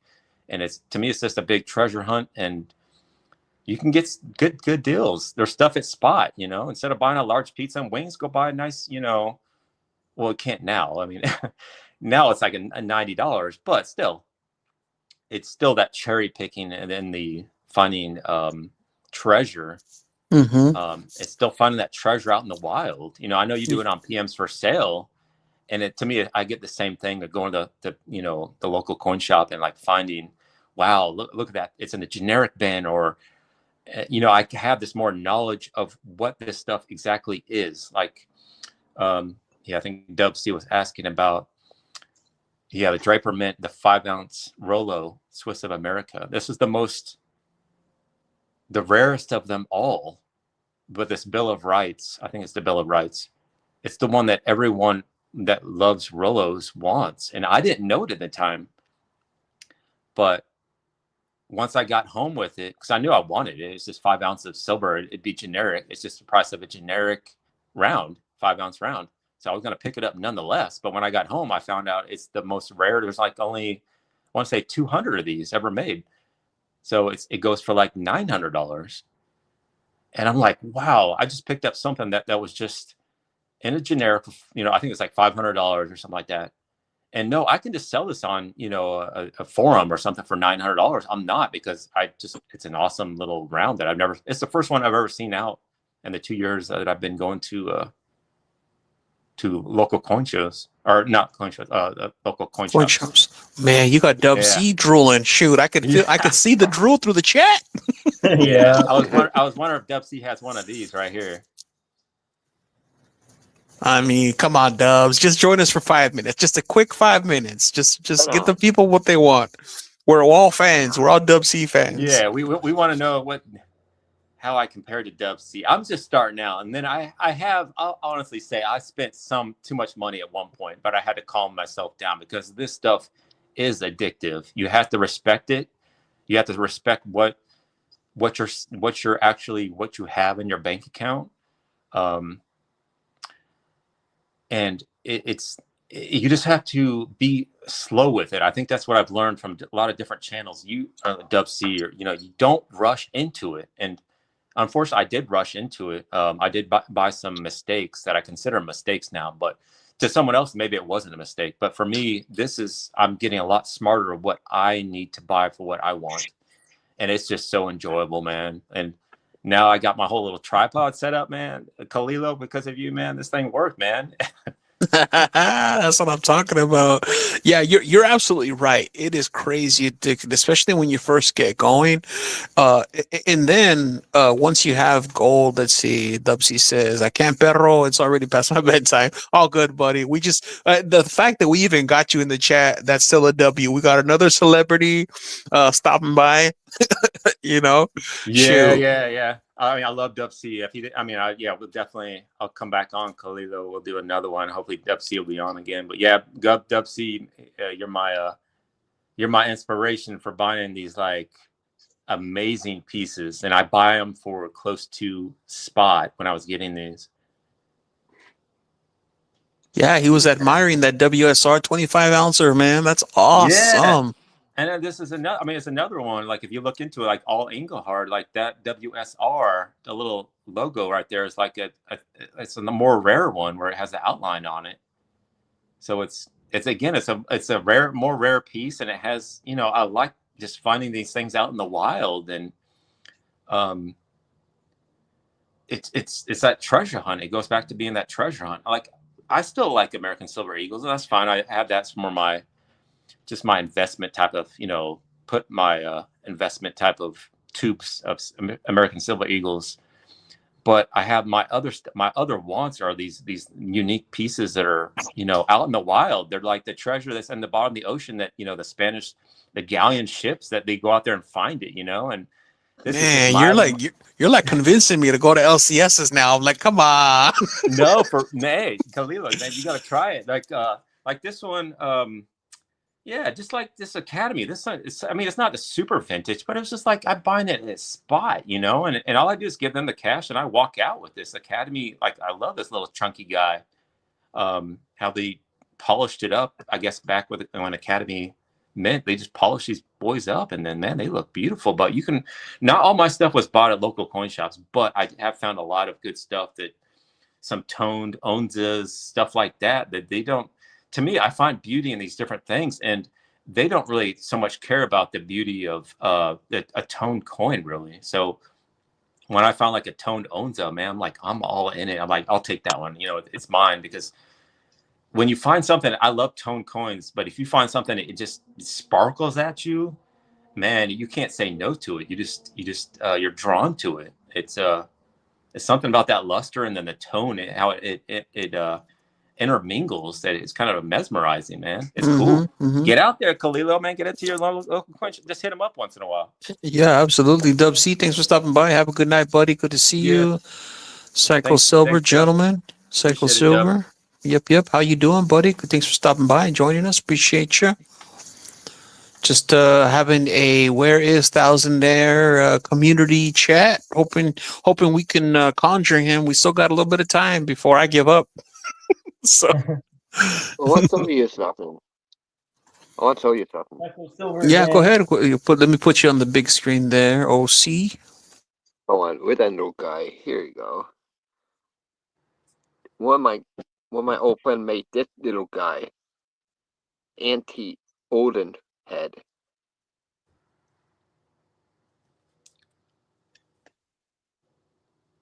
Hold on. Whose head is that? You said somebody made it for you. Yeah, I think so. Antique. You said Plato, right? Say again? No, Lord. Oh, I thought it was a philosopher like Plato or Socrates. Oh no, that's where my name is from, Plato. If you know what Plato's Cave is, if you know, Yeah, yeah, so absolutely. you do understand that, right? So I Yeah, guess Plato's I like having allegory. that name. I like putting that name down for only people that will know that if they know enough about what Plato's Cave means. I think that's what life is. It's a big narrative, and it's all about are you living in the narrative in the cave, or are you not? That's what it comes down to. Absolutely. Love it. So somebody in the chat said if you talk about palladium, maybe you'll wake them up. So let me see. Let me see if I can do something to wake Oh. that sucker up here. I don't have a lot of Wait. palladium. Oh, your Engelhard? Let's see. Let me get this bad boy out. I forget how much palladium this thing has. I always have to look it up in the little Palladium is very hard the- to mine. the little pamphlet. Let me see. This one says it has. Gotta All grind. right, here we go. So this is finishing ruthenium, yellow, gold, silver, palladium. And this is number 31 out of 500, which is like such a low number of the 500 of these. So let me grab her. This is the one that I dropped, broke the case. Let's see. Oh no. So this is the only little bit of palladium that I own. It's on the finishing of this coin, because I believe it is a coin, right? It has a denomination. So there we go. Wow, that will pop out. Yeah, look at this. Very ultra Tanner. high relief. That's Molnar. that's palladium. That's full palladium. No, finishing. So let's Oh, see. okay. Let's see. It's silver. It's 2 ounce of 4/9 Germanium. fine silver. It's got ruthenium. Here we go. Ruthenium, yellow gold, silver, palladium. So the only little bit of palladium I have is on the finishing of this little guy here. Now, I have a question. When they say yellow gold, is that 10 karat yellow gold or is it like 14? I don't. No Isn't idea. yellow gold like a kind of a standardized or no? It ain't 10 karat. Yeah, it probably is 10 karat. Look at that.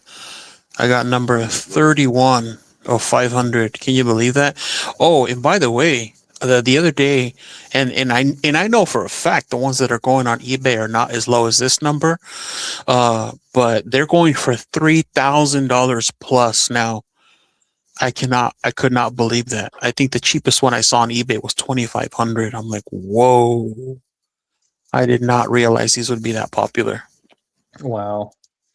I just know that I really liked it and I thought it was freaking awesome and I wanted one. So this was actually like my Christmas present to myself.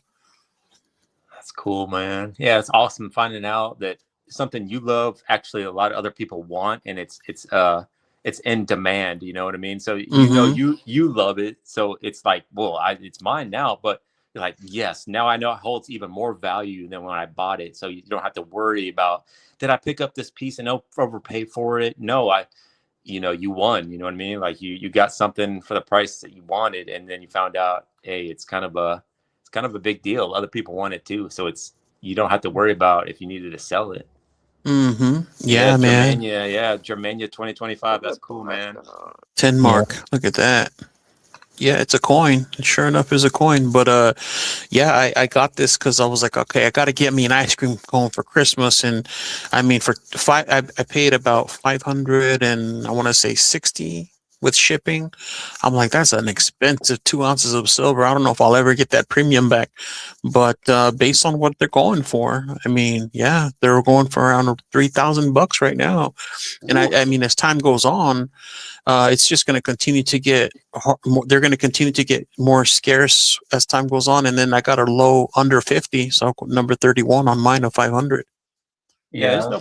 There's no problem at all. Yeah, you're going to splurge on something that you like. That's what I always tell myself. Hey, you can buy something that you just like. You don't know if it's going to be like, if it may be something you just kind of have to hold for a long time before it meets its pay cost, but it's okay to do that. I just have to tell myself, don't do it too many times, because you need to, you can splurge once in a while for something you like, but let's keep it to I have to mostly think I'm doing this for investment. You know, I can't just be buying every single thing that I like. I got to know what I buy. It's going to be able to, you know, be liquid if need be. I need to know that. And I also, I don't think I should be buying 50-ounce bars anymore. And I showed you my favorite bar, that Cincinnati bar. But I don't think I should ever buy something that big again, because while I do love it, it is something that, you know, it's got to go, the whole 50 ounces have got to go at the same time. And I would rather have little pieces of, you know, 10 ounces and stuff like that. And again, stuff Dub C kind of taught me, or a lot of these channels said, hey, look, don't get too much in these bigger bars. And, you know, a lot of times we don't, or I don't listen when I hear these things. When I see something I like, I'll just straight up buy it. But now I'm getting a little bit more mature with, hey, you can have something once in a while that you like, and it may be a little bit splurging, but for the most part, you need to stick down to these little pieces that are, if you need to offload, you're going to be able to do it. Yeah, man, it's that's what happens, you know, as you're going on and on. But man, having a base of those vintage bars, that's pretty solid.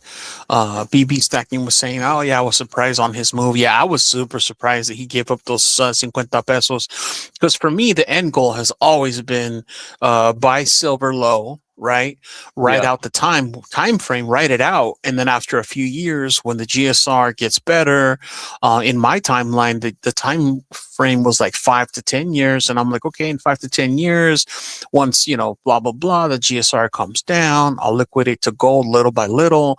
And that just accelerated with the crazy, you know, PM's boom. And so I was just moving like crazy. I'm like, holy smokes, the GSR is just doing so well, and I was just moving. Yeah, I consider looking back, I consider myself very lucky, because I really didn't know if I really wanted to do it at the time. I was thinking with silver going up so fast, this when it was going up to 110, 115, I was thinking, I don't want to get rid of my silver. I don't want to do it because it's just going up so much so fast, that I was telling myself, don't do it, man. It's going to go up to $150. But luckily, the day before it crashed, you know, this Centenario came into the local coin shop, and I kind of talked to him about it. He kind of talked me into it after I told him, hey, you know, I got, you know, I'll do 60 ounces for it. He wanted 63 in the beginning. And I said, I'll do 60.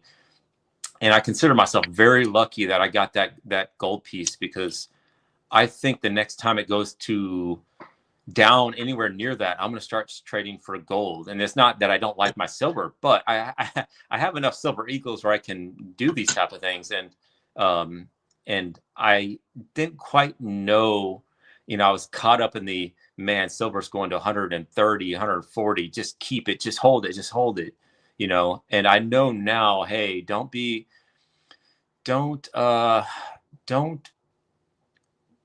too carried away with it. It may not go up to 130, may not go up 140. I should have made the move of, you know, trading for gold, or like Dub C, he sold some of his, meaning, you know, he sold it and he made a ton of profit, you know, and I should have done the same, because I need to get, you know, a newer car.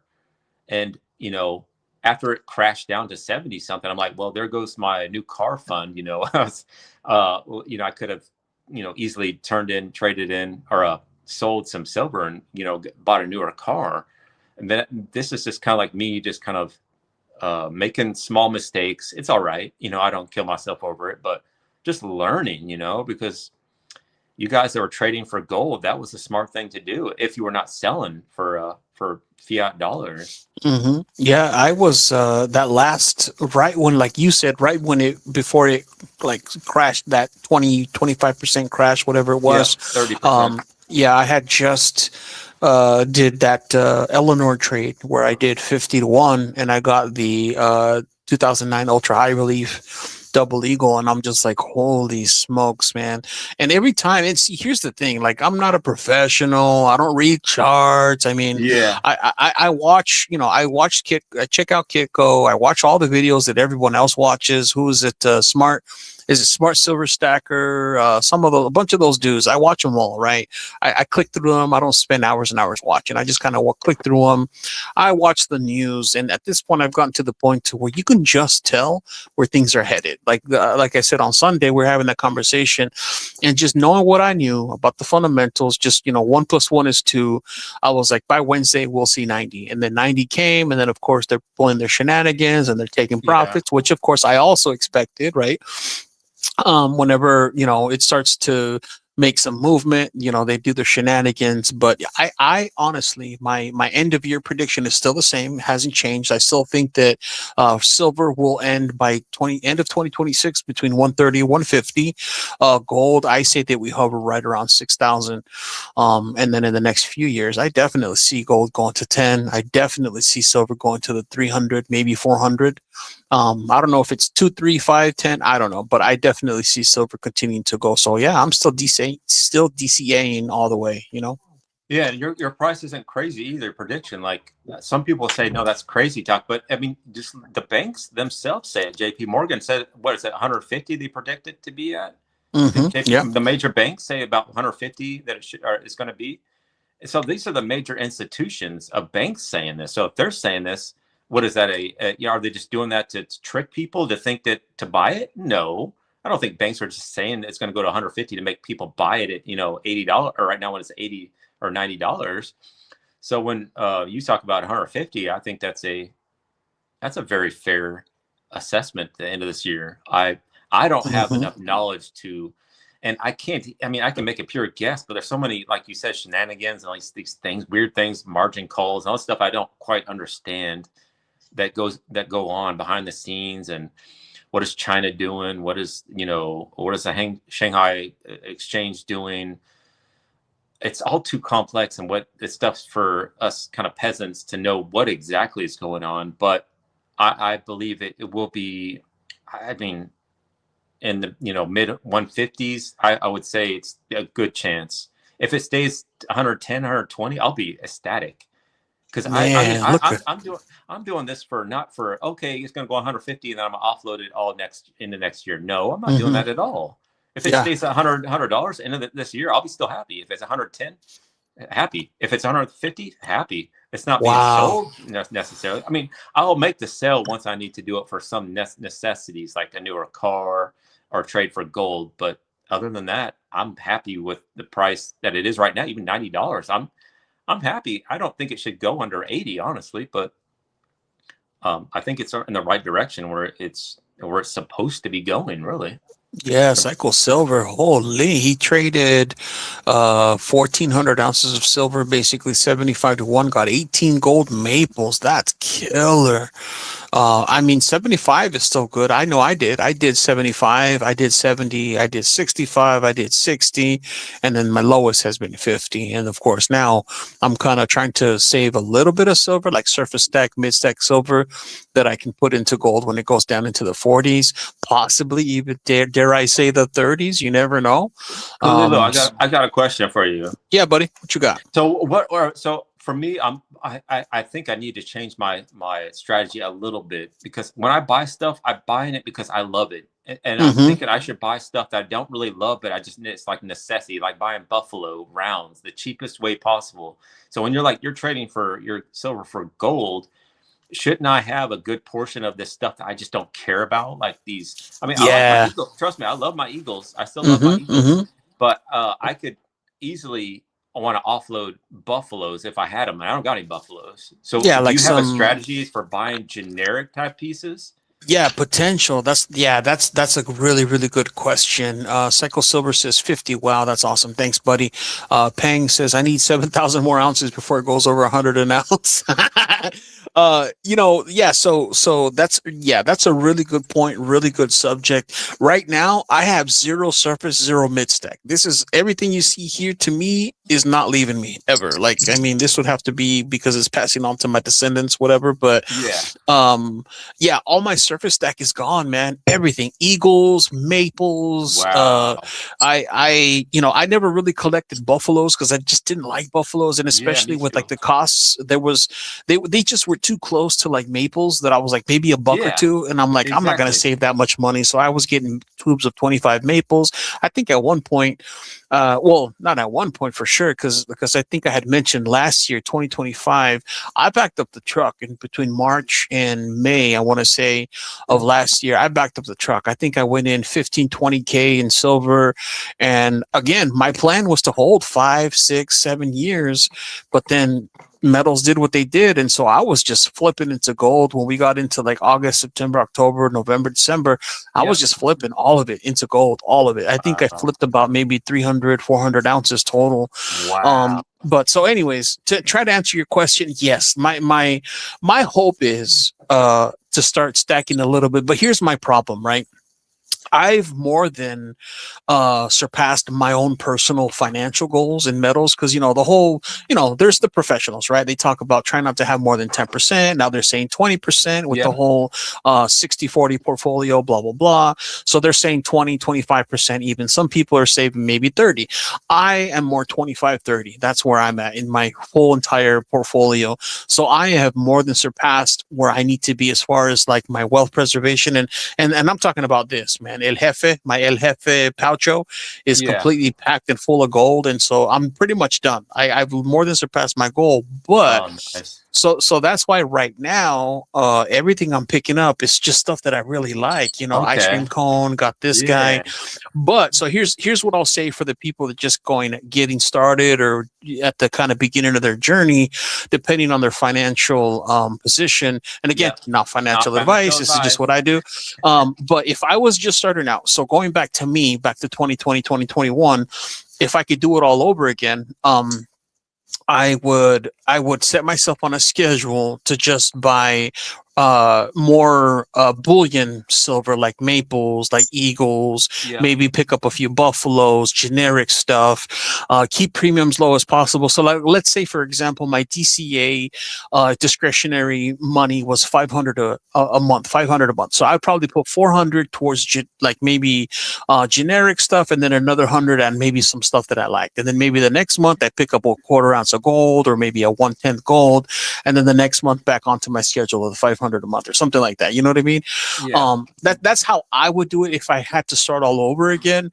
But again, I'm just in a way different position where I can now at this point only get what I like. And that's really essentially all I'm doing. I'm just picking up things that I really like. Like for example, like I got these guys right here. Move these out the way. I mean, this one was free, so maybe I'd probably totally flip that one for gold. But like these guys here, these I wouldn't consider ultra deep stack. It's not a Libertad. Germanium mint is cool. That really nice germanium mint I would definitely consider ultra deep stack. But like maybe these guys, let's say that I had 20 of these and I was looking for to flip to gold, I would totally liquidate these for sure. Because to me, they're not like super special or anything. They're just whatever. They look cool. They're nice. But so that's where I'm at. See, for me, this is like a slow drip, just a little bit at a time here and there. Maybe by the end of summer, maybe by the end of fall or something, I have maybe 15, 20, 30 of these or something, just different surface to mid stack stuff. But yeah, because right now all I have is ultra deep stack items of stuff that I just don't want to get rid of. Okay. Yeah, answer my question. You kind of, I would consider myself not really new stacker, but a serious stacker in the last like year, where I've been buying stuff that I really like, and I've been stacking, buying eagles, and I make it a point to, fill a tube of eagles and just keep doing that. It's the lowest premium as I can. And then I cherry pick any type of nice pieces that are vintage or that they may be super rare, where I could, make a lot of money on them. And most of the time I have to like the piece before I buy it. So I have to first like it. And then if it's like a vintage piece or a rare piece, then I'll probably get it. If it's already, at a generic bin, I'll get it instead of an eagle or something like that. But so, yeah, I think in the next time, if this rolls up again with this gold to silver ratio, I will be more on that playing the game that you did, as far as moving a lot of your silver into gold. The problem is with my shops around here, a lot of them don't carry a lot of gold a lot of times. There's sometimes that one shop will have more than a few pieces, and then the other places have next to no gold. So it's like it's always a hunt for it. But yeah, I think the next time the silver goes up, I'm going to make the more of the trades into to gold, and I'm thinking I would like to buy some more 24 karat stuff like this buffalo, just because this stuff is more, it's 24 karat, and for whatever the reason, the rest of the world wants 24 karat gold. They don't want 22 karat. So That's exactly it. Yep. if I can, I'll get maples or these buffaloes. If not, I'll still get eagles, gold eagles. But I'm going to be trying to, again, plan for my future, meaning not just the next year or two, but maybe 10 years from now, where I may need that 24 piece of 24 karat gold instead of a 22 ounce or 22 karat. So I try to always planning what does the market want? What does it want? And where does it, I mean, the East wants silver and gold. We know that. But we also know they want 999 triple or 3 nines fine silver and at least, and they want 24 karat gold. That's what they want, and that's where the gold and silver is going currently. And it's not my fault that all the gold and silver wants, is being bought up by the East. It's that's the way it is. So I'm always I'm trying to plan ahead. So Yeah. No. I hear you, buddy. Psycho Silver says, question: where do you guys stand on diversifying some money into crypto? I'm dabbling into BTC, but it goes against everything I believe in. You know what I'm saying, brother? Let me go first, Psycho. Go ahead, buddy. Go ahead. You got it. So, Psycho, I did have some Bitcoin, and I got well, this is a few years ago. I had a few grand in it, and then how crypto is, as far as I know, because I was using it on Coinbase, is you can make trades, you can do this and that. But you gotta, if you didn't know, when it comes for tax time, the IRS, they want to, if you're over 10 trades or 10 buys into crypto on Coinbase, you have to subscribe to some type of service to get the information from Coinbase to get you the information for when you file for taxes. So I'm like, holy shit. Luckily I didn't do 10 trades of Bitcoin. I think it's buyer trades or one of those. In a year, you can't do over 10, or you can do over 10, but you need certain forms to the IRS. And I was like, holy shit, it costs money to get that. So I was like, oh crap. Luckily I had under 10 trades. So I filed my taxes and everything, because I don't mess around with the IRS. I make sure I follow the rules of taxes. And then when it came down to selling my crypto, I had a hard time buying stuff for my crypto from different bullion dealers online. One of them it didn't work. I don't know, something was going wrong with it. And then finally I got it to work at AppMex to buy some stuff from AppMex. This a few years ago. As far as I know, I mean, if you want to play around with crypto, you're going to be, giving up your driver's license, your mother's maiden name, your blood type, everything. They want more and more and more from you. So if you don't mind giving more and more, like your blood type and your driver's license, and then you got to sign up for this special service to get the IRS tax forms if you do more than 10. It just gets too complex. Your firstborn. But I say diversification is very important, but I don't know with crypto. I could be totally wrong, wrong on it, but it's something I don't want to. I like to have money that's just between me and some other person. I don't need to show you my driver's license. I don't need to tell you my name or anything. All you need to know, do you want these fiat dollars, and I'll take your silver or gold, or you don't. That's what I want between two people. And if Bitcoin is nothing about that, you gotta hand over everything, and everything about your mama and everything. That's just not for me, and I could be totally wrong on that. But yeah, no, I see what they're saying as far as Bitcoin is so low. So here's what I would do, because I don't like giving out financial advice, but here's what I would do. If I wanted to dabble, right now would probably be the best time, because it's low. It's gone down. It's lost quite a bit of its, oomph, right? If I wanted to dabble, but fundamentally I'm the same way. It's just, to me, in my opinion, this is just me talking here, no one else. I think it's a psyop. I genuinely think that it's just a pre-CBDC. I think that it's just setting the stage for the future for them to control our money and do what they're going to do. I just do not trust it at all. I think, like you said, all the vehicles that they use for you to give all this information for you so that they can collect their taxes. I like silver and gold because it gives me the power. I'm the bank.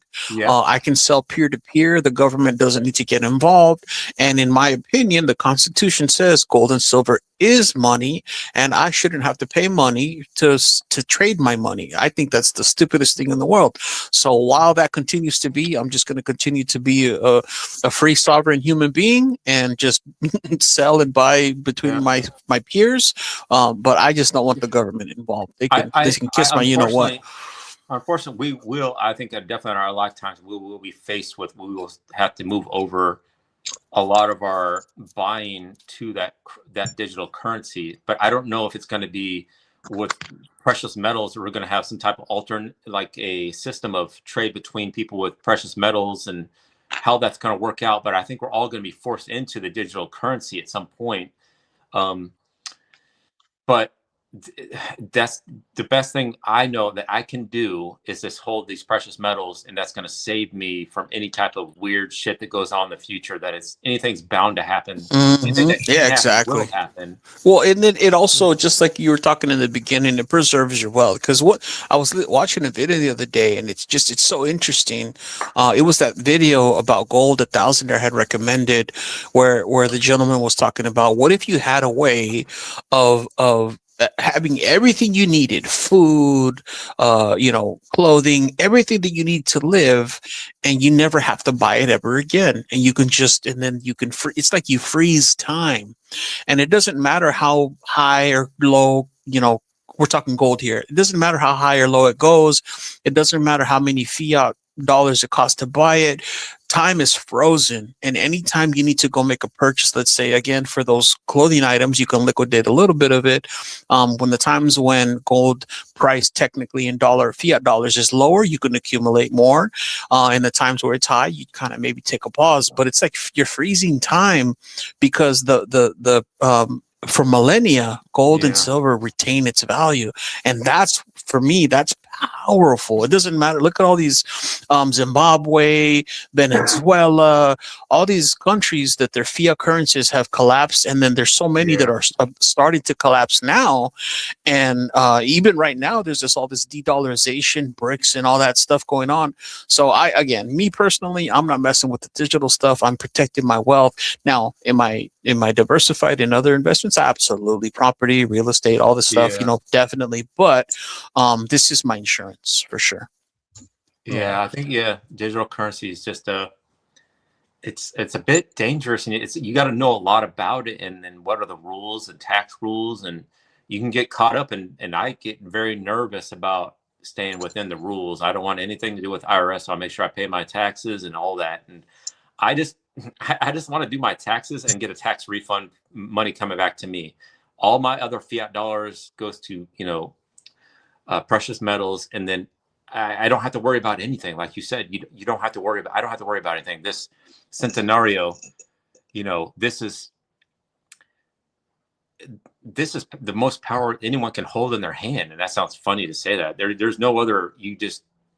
What else? I mean, besides I'm not going to use the word, but for your preserving your wealth and your security in the future, holding something like gold, I mean, it sounds so to me a few years ago, that sounds kind of hokey, or like that's what an old man would say. But no, I'm like, I think no, they're actually right, and I don't want to try to convince other people anything really. I don't go out there preaching to other people saying get rid of your fiat dollars and you need to do this, you need to none of what I say is a financial advice. I'm for covering myself and your channel. I have no.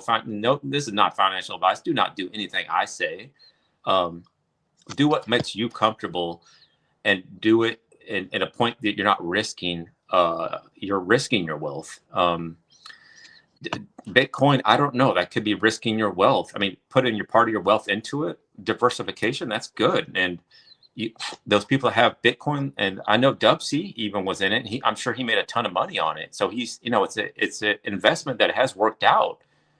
But for me going forward, it's not something I want to put my money into, and that's just how it is. I don't feel comfortable knowing all about it because it gets too complex with the the filing your taxes and all this different other stuff that I don't. It's none of the, like what I buy is no one's business, right? And that's why I like precious metals. This is my business, and these coins and stuff were made decades ago, many decades ago, and they're not losing their power.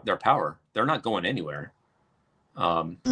Absolutely. And Who was it? Old Silver, my love, said, has anyone watched any of those videos on what happens when a country goes into hyperinflation? Gold and silver not the first things traded.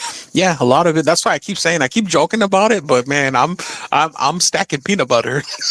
My knowledge of like Bitcoin and cryptocurrency is almost non-existent. I first heard of Bitcoin probably 14 or 15 years ago, when it was maybe a couple $100 per one Bitcoin. And a friend of mine had told me about a website called the Silk Road, and he explained it as like it's pretty much the black market of the internet. Anything you want to buy, you can buy.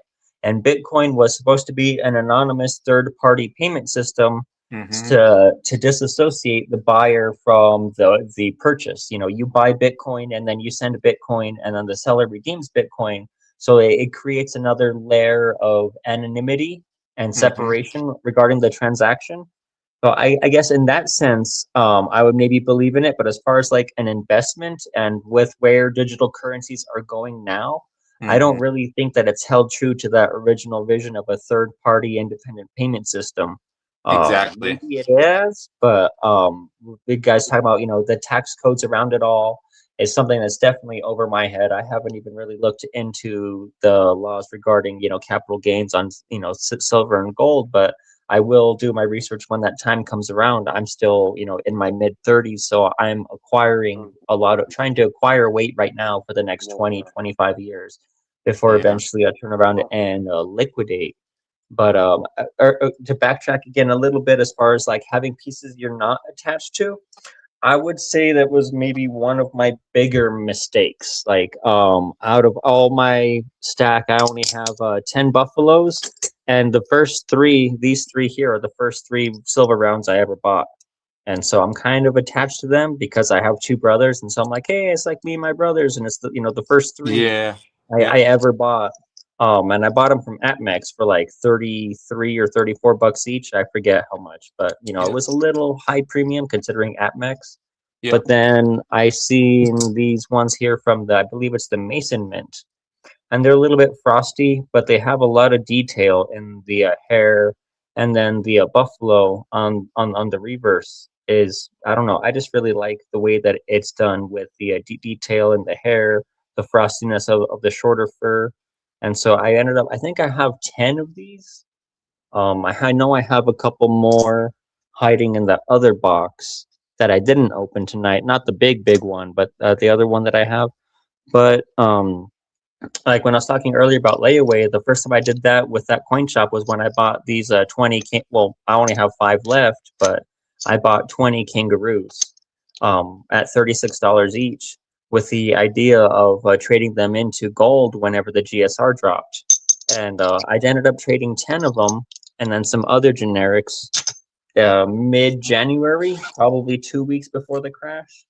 And I picked up these Monarch Precious Metals 1/10 gold rounds. And like, you know, almost everything I have except for 1 dose peso is 3 9s or 4 9s fine. So, you know, they're 24 karat gold. They're not the 90%, you know, or pre-33, which I'm, you know, ignorant about. But, you know, having something that you're not attached to, that you know, you wouldn't mind letting go, because, you know, I won't trade my colored Libertads or even think about selling them. And some of these other rounds, you know, and even ones that I've shown are like, you know, unique ones that I have, like Aladdin, you know, the 30th anniversary. I picked up World Trade Unit, that's the Highland Light. This Pegasus from the Saint Helena. I have a couple of the Legendary Warriors that I like. You know, some John Wick rounds. These Compass ones I might trade for gold. But like this one here from the Intaglio Mint, that's the Bill of Rights. I have a 1 ounce and a 2 ounce version. You know, I wouldn't really want to give that up. But, you know, if the price was right, maybe. But definitely not my Libertads. I don't think I would trade these for gold. You're the same with me, Um, man. Maybe Khalil and you, like, I will pick up any Libertad that comes my way, and it's yeah. staying with me. I'll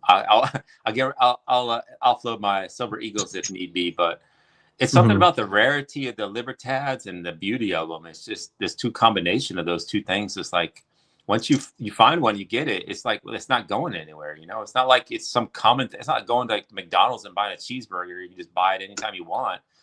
Yeah. They're not. All of them are not there all the time, and especially the toned ones and different varieties. Yeah, man, I'm the same way. Like, I'm not sure if I want to keep these out to tone. I put them in an ASE tube, but like these 5 here, like I was saying earlier, I've never taken them out of the capsules, and they were BU when I bought them. So, you know, I haven't handled them, but I wanted to kind of, you know, fill a whole tube of 20 Libertads, which I might have now. I'm not, I think I have 15. 3, 4, 5, 6, 7, 8, 9, 10, 11, 17. So I'm almost there with a tube of 20. But it So would be I'm in Arizona. I don't see a Silver lot of. Eagle I mean, I would think I would see a lot of Libertads, but people just love them. They'll snatch them up as soon as they're out there. So you have to like act fast Oh, around yeah. that. I'm you know, heavily, you know, right close to the border of Mexico, and we have you know, a lot of Mexican Americans that live in where like half the city is Mexican American, and just, you know, regular just gringos. You know, we love the Libertads, and we just love them. You know, it's a common thing between Mexicans and I think just, you know, regular Americans. It's something we love, and there's not many of them. When it comes down to it, there's not, and that's why I see why there's a premium on these things. And when you find it and it's good premium on it, I'll snatch it, especially if it's an older style Libertad. I just love the older ones. I don't have any older Mhm. ones yet. And I mentioned to Khalil, like, if I found an 89, I would try to snatch it up. But I've seen 85s, 83s, 82s, 87s, but no 89s yet. And I know it's not a rare date, but it's my birth year, so that's kind of why I would be after one. Is that a 10th ounce right there, gold? It's a 1/20th. 1/20th ounce. Okay, it looks bigger Yeah. than her. Okay. Yeah, it's the same size as a Dos Peso, so like a 1/10 is that big. Oh, it's not much smaller, but Yeah, it it doesn't is. look much different. Yeah. The reverse proof. Yes, sir. This is Ooh, my one of my yeah. pride and joys. Look at this one. Is 2022. Got a few little copper spots, so free security feature, no problem Yeah. there. Well, Hit it Khalil, with is a that are the Libertads, those modern ones like that gold? Is that 24 karat or 22 karat? Oh yeah, this is 24K. Yep, It's 24 karat. 24. That's why I like Okay. these. Mm-hmm. Nice. 24. Yep.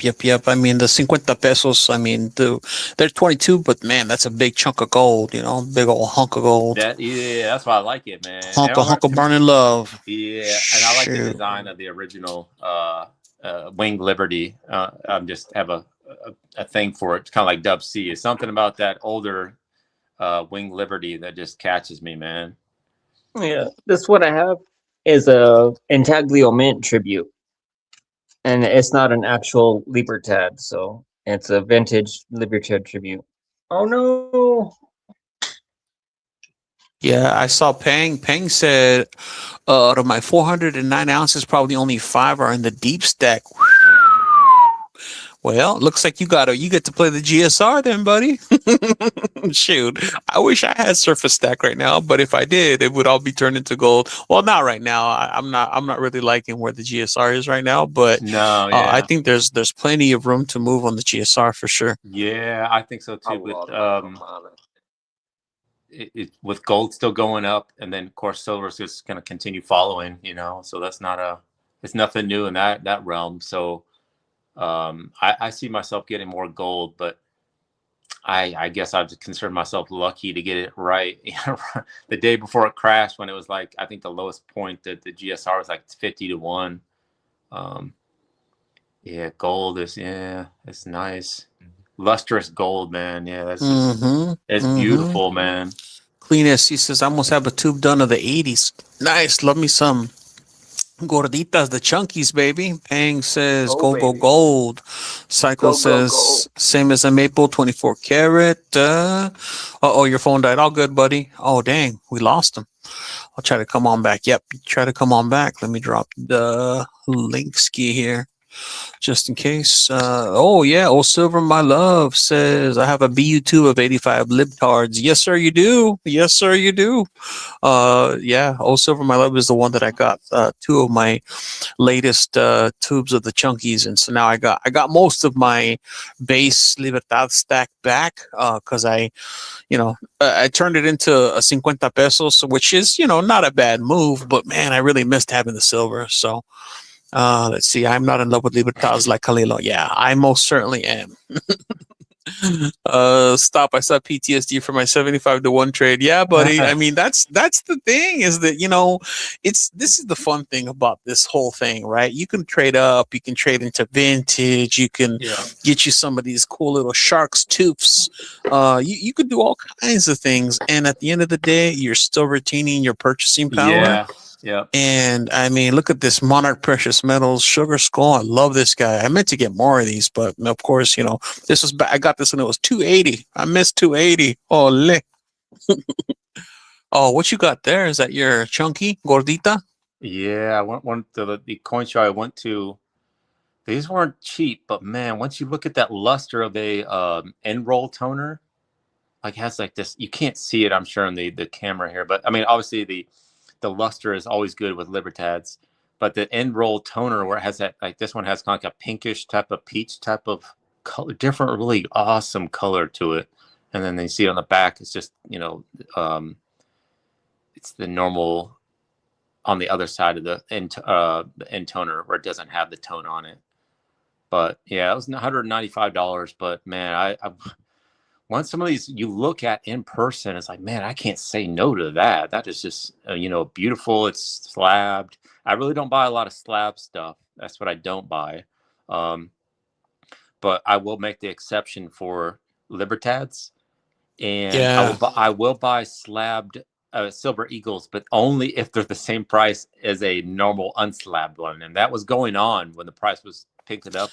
Let's silver? see. Yeah. You said slabs. Let me see if I can show you this slab here. I'm the same way. I tend not to get things that are slabbed, but this was my recent trade. I did a little trade ski. Let me get this guy out. I think you'll definitely like this one, buddy. I'm sure you've seen it, but since we're talking slabs, let me get the big screen on right here on this one. Yeah. So this is a 2014 24 karat, of course, 2014 MS69. This is a semi key date because this only has a mintage of 4050. Wow. I got rid of that commemorative Japanese Oban that I had for this guy because the Oban was nice, but technically it was just a commemorative, like kind of like a replica. You bought an Oban? It was a replica. It was a commemorative okay. replica, Yeah. and I had got it for spot when it was about 20. I want to say 23. No, 2600. And so, I mean, to trade that for a semi key date gold Libertad, I mean, that for me, that's a huge upgrade. So, Yeah, but it's I got don't like something- yeah. slabs either. But this is beauty. Yeah, there's nothing wrong with I say slab stuff as long as it meets it, you love it, and it's it's a Mexican piece and it has some type of, for me it's got to have either a great toning or it's got to be like a low mintage or something like that. And for my Libertads, if they're slabbed, meaning it's either because they're really close to spot of what the spot price is, or if they have that just awesome toning on the Libertads, the end roll toners. And so yeah, and there's nothing wrong to me. I was like, no, there's nothing wrong with the slab Libertad. I'll pay the extra money if the toning and luster just speak to me. And I've have like 3 or 4 of them that I was like, man, I'm just going to pay the money. These aren't going anywhere. I'm not looking to just buy and sell it quickly or anything like that. It had nothing to do with that. It was just like, man, the beauty's too much. I'm going to take this one home, Oh, Silver, my love says, are we having a BETO better than others contest going on? I still want that slice. Oh, he's talking about that Comex slice. What's the VTO contest? The BTO better than others. Bust Oh, okay. bust out your No, best piece. I well, think you showed us your vintage. Those are all the BTO pieces right there, buddy. Well, I got a lot more than that, or not a lot more, but I got more than that. See, I want to try to do what Dub C does. You just kind of like, you don't show off everything at once. You know, you kind of tease a little. You got to tease a little bit. You know what I mean? Kind of show some nice pieces here and there, some Mexican stuff, and then, you know, maybe if we do another video, I have a different set of something else out here. You know, I don't have a ton of stuff, but I do have more silver bars, vintage stuff, and it's, to me, it's more like not teasing Dub C, but just kind of like to challenge him, because we know he's the winner of all these stacker channels. Oh We yeah, know he's got like the a most. he's like a mini Comex. Yeah, he's got everything. He's got literally everything. He's like And the LBMA of the stackers. So if I could challenge anything on him, I'm more teasing him to see, because I know he's got a million other things that I don't got. But I don't think anything that I'm showing here is trying to outdo anyone else. I'm trying to show it off because I think it's just amazing. And Oh yeah. Those are just your BTO pieces, better than other pieces. You know what I mean? Like your favorite, favorite pieces. Like this is one of my BTO pieces. This one for sure. This one absolutely. Let's see. Some of this newest one of my BTO pieces I just got. I like them. I like them because they're meaningful to me. Yeah, definitely. Yeah. Oh, Silver, my love, has been trying to convince me, because he's one of the most just stellar, just, oh my gosh, just salt of the earth, just top-notch human being. He's the one that hooked me up with my, if you can see the backdrop of my Banco de Mexico canvas bag on the right side, he hooked me up with that. So if I ever decide to liquidate, I'll make this 1000% promise. If I ever want to liquidate or trade or sell that slice, Old Silver, my love, has dibs for sure. Oh, nice, dude. Yeah, I've been looking for that canvas bag on eBay and different things. They're a lot of money. They're not cheap. Yeah. They're out, and it's funny because I said it in a video that this exact bag I was about to buy. This one right here on the right side, I actually had a bid in, and I made an offer. The dealer accepted because we were just emailing or messaging back and forth, and then all of a sudden this one popped up, and so. Oh, nice. And so I've heard, Khalilo, once you're giving away your chunky Gordita Libertad, I heard you're going to give a grab bag with the Mexican. So de Mexico, you're going to get the canvas bag. Yeah, buddy. Here we go. So see again, salt of the earth, just first class. Old Silver, my love, he donated this to the channel, and so this one is definitely going on the 500 subscriber celebration giveaway. We're gonna do it live, so somebody's gonna get this. There's a few here. Let me grab these real quick. Somebody's gonna get a few gold backs. And then I have this as well. I have my channel poker chips that I created. And then I have some Pogs in here, some 90s Pogs from my childhood that I still have. That some folks are going to get some of those. So if you haven't subscribed, please subscribe. Please like. As soon as we get to 500, somebody's going to get this chunky boy. And this is a BU 1982. Look at that edge lettering. The original. The OG. Look at that. Look at that pinwheel. That's just that original pinwheel. This came out of a fresh open tube. Again, donated and sponsored by Old Silver, my love. Just one of the coolest people you'll ever meet. What a stand-up human. I'm just very fortunate to have him as a friend, as a subscriber, as a colleague. He's just such a cool dude. Oh, actually, and also he gave one to my wife. Such a cool dude. I'm telling you. Yeah, my wife even has one. That's generosity right there, man. Yeah, that's right. That's generosity. That's what I'm saying. The stacking community is one of the coolest communities. I mean, maybe I'll donate like a round to a generic round. If you give me a dress, man, I'll donate a vintage generic round to you. Oh, you're good, buddy. I appreciate that, man. I think right now we got what we need. You know what I mean? Good thing, though. You know what I mean? Absolutely, yeah. I I hardly ever give anything away, but if you got enough, how about when you hit like 1,000 subscribers or something, man? Oh, there you go. There we go. We'll talk at 1,000. Psycho Silver says, Pogs, that brings back some memories, good and bad. Yeah, you know what? In the 90s, I was, poor myself, very lower poor. Yeah. And that was my playtime. We didn't have like the whole shows and streaming and smartphones, and we had to go actually play with our hands out in the dirt. And so, Oh Silver, my love says, my wife doesn't talk that highly of me. Yeah, no, my wife was very, very happy. She's like, oh, was that Oh Silver, my love? Because he hooked it up with some rounds. My wife was very happy because her stack is nice too. She's got some gold. She's got some Libertades. She's got some pieces I don't have. So, That's good, man. You got a partner that's into it. You know what I mean? Because I don't think this stuff, like, I wish I would, I could find a girlfriend or something that's into it. It's all right if they don't, this stuff is kind of, I don't really like to talk about it too out there because, with precious metals, you got to keep it on the low. You got to don't be put safe. it- Yep. You're not just like parading it out there, and you never want to parade this stuff. And That's on right. YouTube, of course, no one knows my name, where I live, so it's all right. You know what I mean? But Yep. But around the neighborhood, we live in the United States. This is, we have some, desperate people, and that's unfortunately we don't live in Japan or something. So you have to be kind of cautious of what you show, what you show to people, what you have, because I don't live in some big ass house where I can just like, have a gun just ready to, get an intruder out. No, I live in the city, like, and it's, I'm kind of out there. I don't want to put myself out there, so kind of keep it low a little bit. Yeah, absolutely. You definitely got to. I really like that. Man, that's a beautiful maple. I like that maple. Psycho Silver says the 90s were the best, the last of the wild feral children. Yep. I was part of that Klatchkey, or what is it? The Latchkey kids. Kids these days would never have made it back then. Yeah, man. We're made out of something different. I think that's why we're all Go outside we're all and play with the Hot Wheels in the yard and make little dirt roads and have the car Get wash home when the in lights garage. turn off or whatever, when the lights go off, the street lights go off, go home. Want to match with Yeah. whoever's got that maple? I got a maple too with the original packaging. It's just cool. Nice.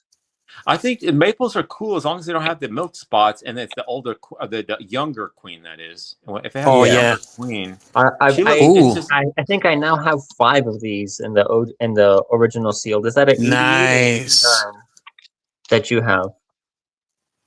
yeah, I like are those. Plato. Is yours an 88 or 89?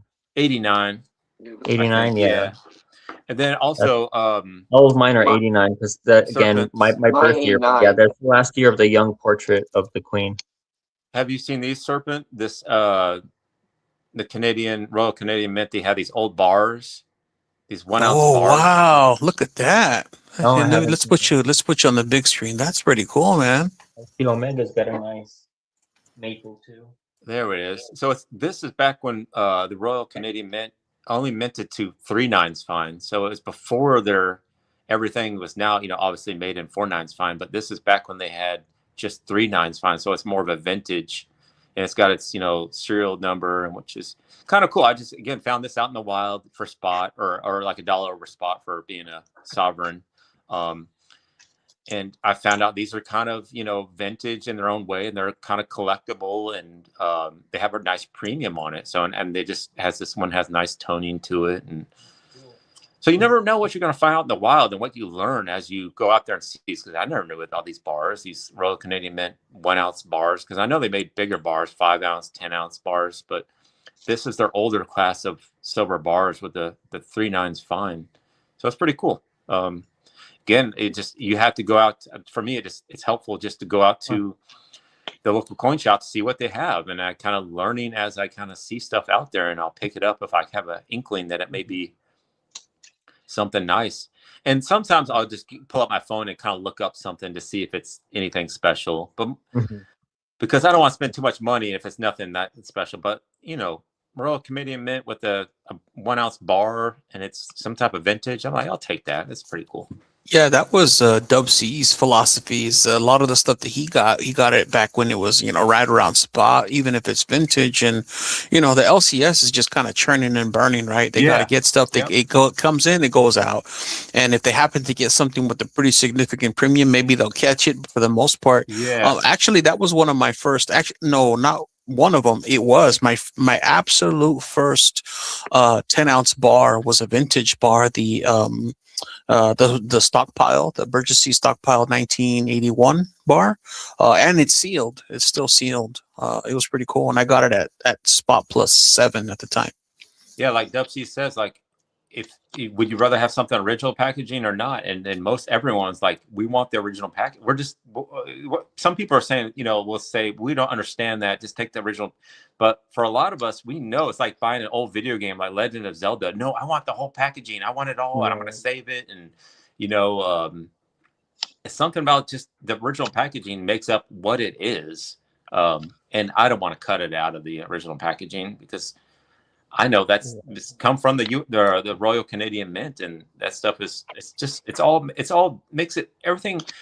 I think it's every little tiny difference about these precious metals. It just makes it unique. Where it's not, if everything was the same, we wouldn't really get into it. If every precious metal was the same, a lot of there would be no variety interest to it. It's kind of like, Oh yeah. you have to have some kind of different things about each mint, each history about each mint, and each packaging and original packaging and luster and all these different things. It just makes it such an awesome hobby to have. Whoa, 131 for Canadian maple. Holy! Like right now, I've got Jurassic Park, and this one here is a 2020 from Niue. This is a different one with a privy. This one's probably my favorite just because it's a classic movie logo. This one here with the helicopter, I just picked up one of, and it's from Fiji. And these other ones I was showing earlier, these ones I got from a Bullion Brothers, as there's only 5,000 made, and it's the 30th anniversary. But it's really matte and kind of a bland coin. But I picked these up because I like the movie and that scene, and I thought about sending one of these off for grading just because they're so rare. I haven't even seen these listed on the Numista page. Like they're pretty new, and there's only 5,000, but I've thought about creating an account so I can make an entry just to list this coin as something that's been produced. But yeah, even in something that's the same as Jurassic Park, there's the variety of different mintages and different designs that have come out. Wow, look at this. Old Silver My Love says, I was telling a friend today, LCS looks at silver and gold as metal. LCS sold me a palladium coin at a little over a spot for 1,900. It's worth over 3,500. It is just metal to him. Wow, that's a huge W. I would say that's what's cool about local coin shops. Some of them, it's, to me, they're just like you said, turning and burning it because they have to keep the lights on, and they don't need to be I don't think they have enough time to look into the, this one's got more of a vent or a premium to it. They bought it for under spot from someone, and they need to have us either pay it spot or normally over a premium. So that's what's cool about, to me, a local coin shop. I'm going to go there, and a lot of times, sometimes they're not going to know, is this something super rare? Is this something really cool? And they just want to sell it off. I mean, it's just, they don't, they're not into like, oh, I got to find out what exactly this is so I can charge what the going rate is on eBay or whatever. I like they don't do that. That's why I go to some of these coin shops. Yeah, because they might sit on it for a long time at, even 3,000, versus flipping it for a little bit over spot. And everyone's happy, right? Getting their capital back. They buy it from someone under spot. They get you to buy it for over spot, and everyone's happy. You get it for a good price. Everyone's happy. And then when you go out there searching for these different these hidden gems, you're just like, it just makes the hobby much more rewarding, I think, because this stuff, any of these coins that we have on screen aren't going down in value. I don't think there ever are. It's hard for it's hard for precious metals to go down in value. I was in a town with a better LCS. I mean, maybe I should go check mine out more often, but it's more of a jewelry store. And like when he was showing me silver, he was pulling out tubes that were mixed with different rounds. He didn't really have a display case out because it was more jewelry than any bullion. But like when I was in Albuquerque, I was able to pick out, this Jamaican proof, 80%, silver coin from their junk bin as change when I did a gold to silver trade. Yeah. And so something like this I thought was really nice. And it's, they didn't care. They sold it for melt value, which, being a proof non-circulating coin, That's a you know, cool making coin with carry a that little bit shell. more, but- $1 Commonwealth of of the Bahamas. Bahamas. Yeah, it's a cool shell. And Yeah, it's I like, it's the same It's- portrait long neck Liz. So I mean, for me, it's definitely not the coin shop that I will always find something. It's rare, but that's again that's the treasure hunt when you do find something at the local coin shop that they are saying it's just in a generic bin, or they have some type of a rare to them that looks like a common type of sovereign coin, but it's not just an ordinary. And when you find it and you find out, no, it's a super rare one, or that's what's cool. It's like, occasionally you win at the treasure hunt, and a lot of times you don't, but it's still just nice to go up there, visit for 15 minutes, 5-10 minutes, and see what you can find. It's cool. Cool to me. I definitely want to go back next time I'm in Albuquerque and have the time to. I didn't realize until it was too late that that shop I went to was open on Saturdays, because every other one I looked up was only open Monday through Friday. And so I Okay. figured but that was where I went and did the gold to, my GSR trade. And they did me better on the trade than I did when I sold them a couple more ounces to go buy my Dos Pesos from a different shop in Albuquerque. Oh, Otherwise, yeah, I I forgot. You're in Taos? Yeah. So you're like, oh yeah, I've been there. So it was like an hour and a half drive, right, to Albuquerque? Yeah. Yeah, gotcha. Yeah, I guess And I so, feel like I'm pretty lucky where I live in a big city in Arizona, where I can just drive 5 or 10 minutes down the street and go to a major coin.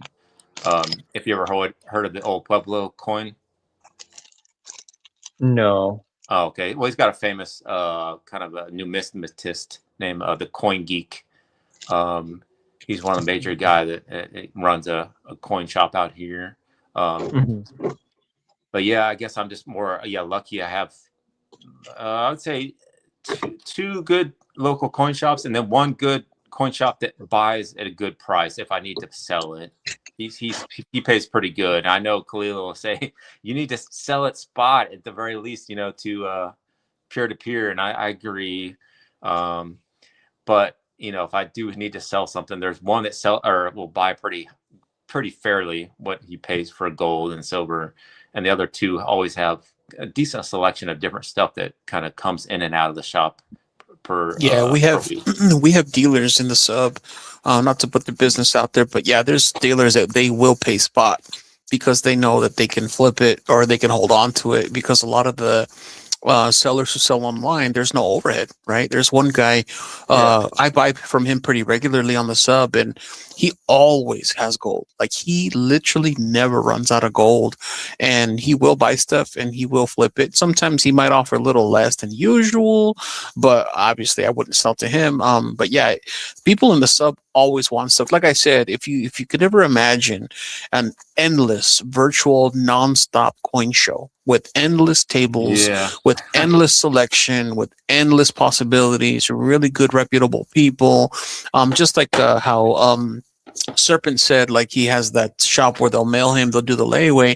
Yeah, a lot of these actually have shops all over, and they have Sigmas. They will package very discreetly, very securely. Yeah, man, you just if you play your cards right and you're safe, in my opinion, you can't lose. And like I said, I mean, I've had a few issues here and there over the years. It's not perfect, but 99% of the time, everything has been copacetic. No issues, no problems. Yeah. And I mean, I guess I've had, go ahead. and it was probably my fault because I waited too long to open the package. Was I bought this little 5-gram dinosaur bar from a seller that's by the Pan Silver Company, and I wanted one that was a T-Rex, and he said dinosaur type 1 or dinosaur type 2, and I said which one I thought it was, and then when I opened it like a month and a half later, I realized I got the Triceratops and not the T-Rex. But I was willing to eat it, because I didn't open it up or speak up about it, and I still got the 5 grams of silver I paid for, but it wasn't in the design that I exactly wanted. That's the only issue that I've had, other than this one taking like 4 weeks to arrive. But that was USPS, losing a package in Oklahoma for a while. And this was through Facebook, Yeah. Facebook Marketplace. Nice. No, not through Marketplace, but through like private, semi-private bullion groups that I've found. Oh, And uh-huh. sort of Yeah. like PMs for sale, there's a dedicated mod team, and all of the sellers are vetted. You have to make your seller to a mod at your first sale, I think, and then they, Sigma verify it. If you want to be a seller, you have to, I think you're supposed to send a copy of your ID to the mods. That way, if Yeah. anything goes sour, they can file a formal, police report if Yeah. somebody Nice. gets ripped off or whatever. That's what's I up. haven't looked into selling yet, and you can't just jump in and sell right away. You have to be a member for at least a month. There's no Yeah. minimum buys, but you have to be in the group for a little bit while, and then Yeah, I think, they seem to do their due diligence to vet sellers. Yeah, that's good. See, that's why I like having all kinds of options. I mean, LCSs are fine, but some of us, like for myself, like my job is really, really busy, like really busy, and I have a lot of responsibilities. And I'm not complaining. I absolutely love my job, but yeah, I just don't have time to get out. I, have a wife, have a house to upkeep, and so for me, just online and just peer-to-peer is just so much easier. It saves me so much time and heartache for sure. For me, the big bonus, at least, I don't know, my local guy, he said he would be a little cheaper than, because I mentioned, I went there like one of the first times I was started buying silver, and I bought 2 times from APMEX and then started moving to eBay a little bit. But he said he was lower premiums than APMEX, no shipping, and possibly no tax. Because if I buy from a business or if I buy on eBay or a website, then I have to pay gross receipts or sales tax on the purchase, and it's like just over 9%. And Whoa. going peer to peer, I don't have to pay that sales tax. Wow. So on eBay, you're paying sales tax when you buy precious metals in New Ye- Mexico? Yes. Oh, wow. We don't have that in Arizona. But is there sales tax on groceries in Arizona still? I'm pretty sure there is. Yeah. Yep. Yeah, that's the only thing that's exempt in New Mexico is groceries, any unprepared foods. Well, So I guess that kind of offsets it in a sense, because I always had to spend hundreds of dollars a month for groceries, and that's taxed. yeah, So I guess it You know, kind of offsets. Well, it depends how much. if you eat out at a restaurant like fast food or Yeah. hot buffet items from a grocery store, Yeah. those get taxed because it's prepared food. Oh, okay. But like if you go and buy ground beef and bread and whatever Yeah. to make your own, then there's no sales tax. Huh. That's interesting. FG Stacker makes. Oh, Silver, my love was talking about the FG pours. And then I have this other one from. Ooh, I should pull mine out. I have this other one from my BTO piece. This is the first FG piece I got from, and it's he even made like a custom capsule for it and everything, or had a capsule for it. It's like, Yeah. man, it's such a beauty. That FG, man, he is just first class on this stuff, man. Look at this. It looks like 3D printed case. Yep, it is. Yeah, and he made Old Silver, my love, showed me. I think it was his pups. Man, beautiful pieces, beautiful pieces. Yeah, thanks, buddy. That Ninja Turtle means a lot to me. It was from the movie, the '90s movie, and so there was a picture of Raphael, kind of like behind the scenes. He's like sitting on the couch, and I took a picture of him, in the full gear, and so I got that made into the pour. I think what I'm gonna do is try to get one from FG, one of each of the Ninja Turtles. That would be cool.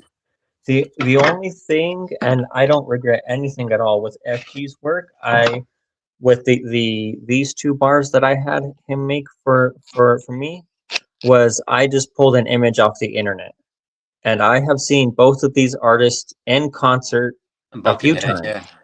So I'm like, I should have used a picture I took from a concert I went to and had him pour those as silver bars, instead of just picking a picture that I liked off the internet and saying, here, make this into a silver bar of some of my favorite musicians, I could have been like, here, make this picture I took of my favorite musician into a silver bar. And so, it's but Buckethead, he's a solo musician who's produced Yeah. probably over 500, individual records. Lately, he's been doing a series of mini albums that are about a half an hour long. Looks high relief too. Oh yeah. Let me flop this out of the case real quick. These are, let me get the light on there. Like a 3 ounce, 5 ounce. It's 2.4. This one, Okay. just because the background is thinner than the other one. Yeah. The weight combined of these two is 5 ounces. Let me get that one there, and then this one is a little bit thicker, but it's also very high relief too. I think the highest point is the mic or his nose, because it rubs ever so slightly on the inside of the case. Are those all marked on the back, the weight and stamped? No. They're not. Oh. Yeah, He- usually he'll do it. On some of them, I think he didn't, but I know on Yeah. the new pieces he's The stamping them art and putting. bars, he won't usually because they'll deform. But this other Ah. one I got from him, Gotcha. I think it's this. Yeah, this one here. I had the Mortal Kombat logo done, and this Oh one man, is yeah, stamped on the back. 3.1 ounces of 3/9 fine silver. yeah. So he had sent me some pictures of what he was working on, and I said, "Can I take that one?" And he's like, "Oh, that's already for someone else." And I didn't know it was you at the time, man. Hey, Khalil's trying to snatch it. Right I was there. trying to swipe it, man. I was like, Snatching it. "Yo, that's a beauty." It was. He's like, "It's a big one too. It's a big pour." I'm like, "Wow." Yeah, it's pretty chunky. It's 3.1 ounces in this round. Man, So when he said beautiful. fog slammer, I was like, this one here would be a great slammer. Boo. Yeah, chunky boys. Yeah, boy. Yeah, FG is like who's the one flat Silverpunk or what's the name? Yeah, silver the punk UK. is the one in the UK that pours a lot. Yeah, we have our own version. We have FG and I like it that he's here in my state. So it's like if I need to do something I can meet up with him. I haven't met up with him yet. Like I said, my work keeps me very, very incredibly busy. Mhm. But it's hard for me to get away. But And I finally sent him silver for the Medusa bar that he poured for me I told him planning around the end of January, and he poured Nice. it earlier in the month. And so I finally got the I had the ruse, and I got the copper wire and then the poker chips and mailed that all off to him. And he just got that and released a video yesterday, I think. yeah, with that. OC, let's check out your vintage knives, man. I actually was I was looking on eBay for some of those, but they're spendy for those little knives. They're like 150, 200, 300 Yeah. bucks. They're not cheap. Wow. I see the signs at the hardware store, the knife your grandchildren will inherit, and I'm like, yeah, these, Mhm. older, not Case, not Buck, but what's the one? Oh, it's not Leatherman, but there's another. Yeah, see, I just got this guy here. The it's not really. It's supposed to. It was. I thought it was Damascus. It really isn't. It's like just like it's like Damascus, like a design, and I mean it's a nice sharp knife, but. Damascus steel. Mm-hmm. Yeah. That style. Yeah. Let's see Omega. Let's get him on the big screen. See some of your vintage knives, buddy. Oh, Benchmade. No, Benchmade, yeah. hold on. I got a nice. box. I got a box. Oh, nice. Look at that. That's cool. Yeah.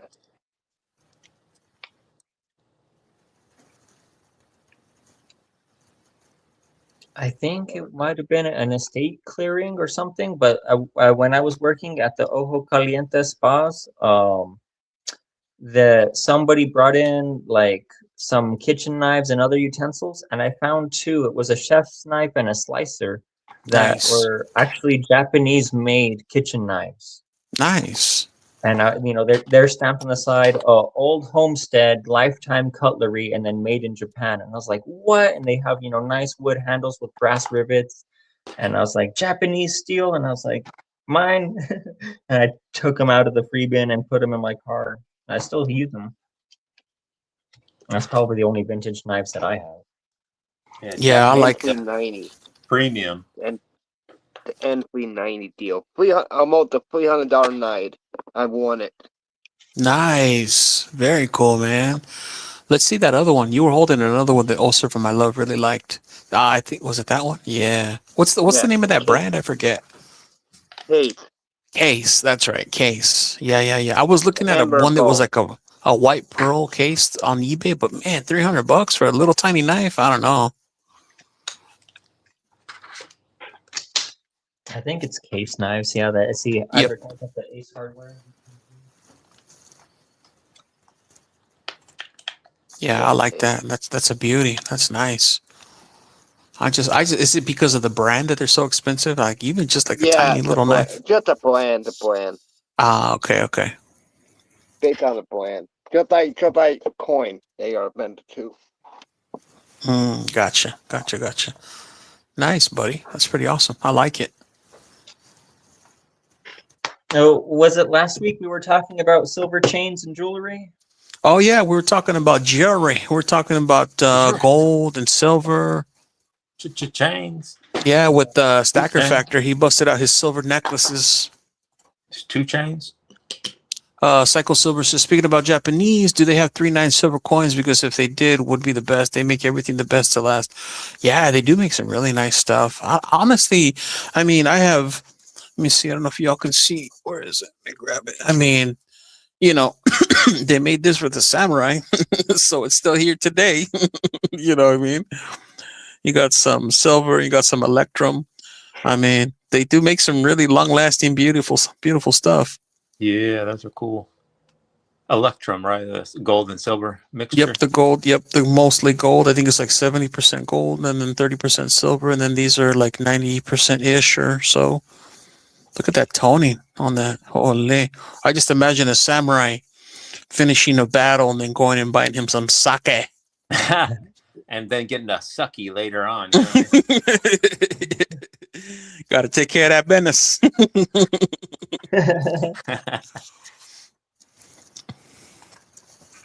Yeah, I don't know why. Like some countries just don't have a mint. Like Mexico has a mint. United States has a mint. Canada has a mint. But why doesn't Japan have like a national mint?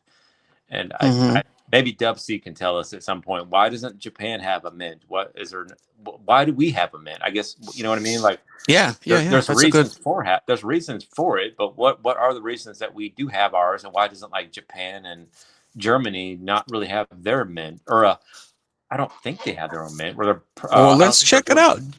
We got the Google right at our fingertips. Does Japan have a what is it? Silver and gold? Do they make silver and gold coins? Yeah, bullion. See if they have any bullion, because obviously they make coins, for their currency. But Yeah. That's not bullion. That's just some clad stuff. Let's see. It says, yes, Japan has a robust market for gold and silver bullion with high demand for physical investments and strong domestic refining capabilities.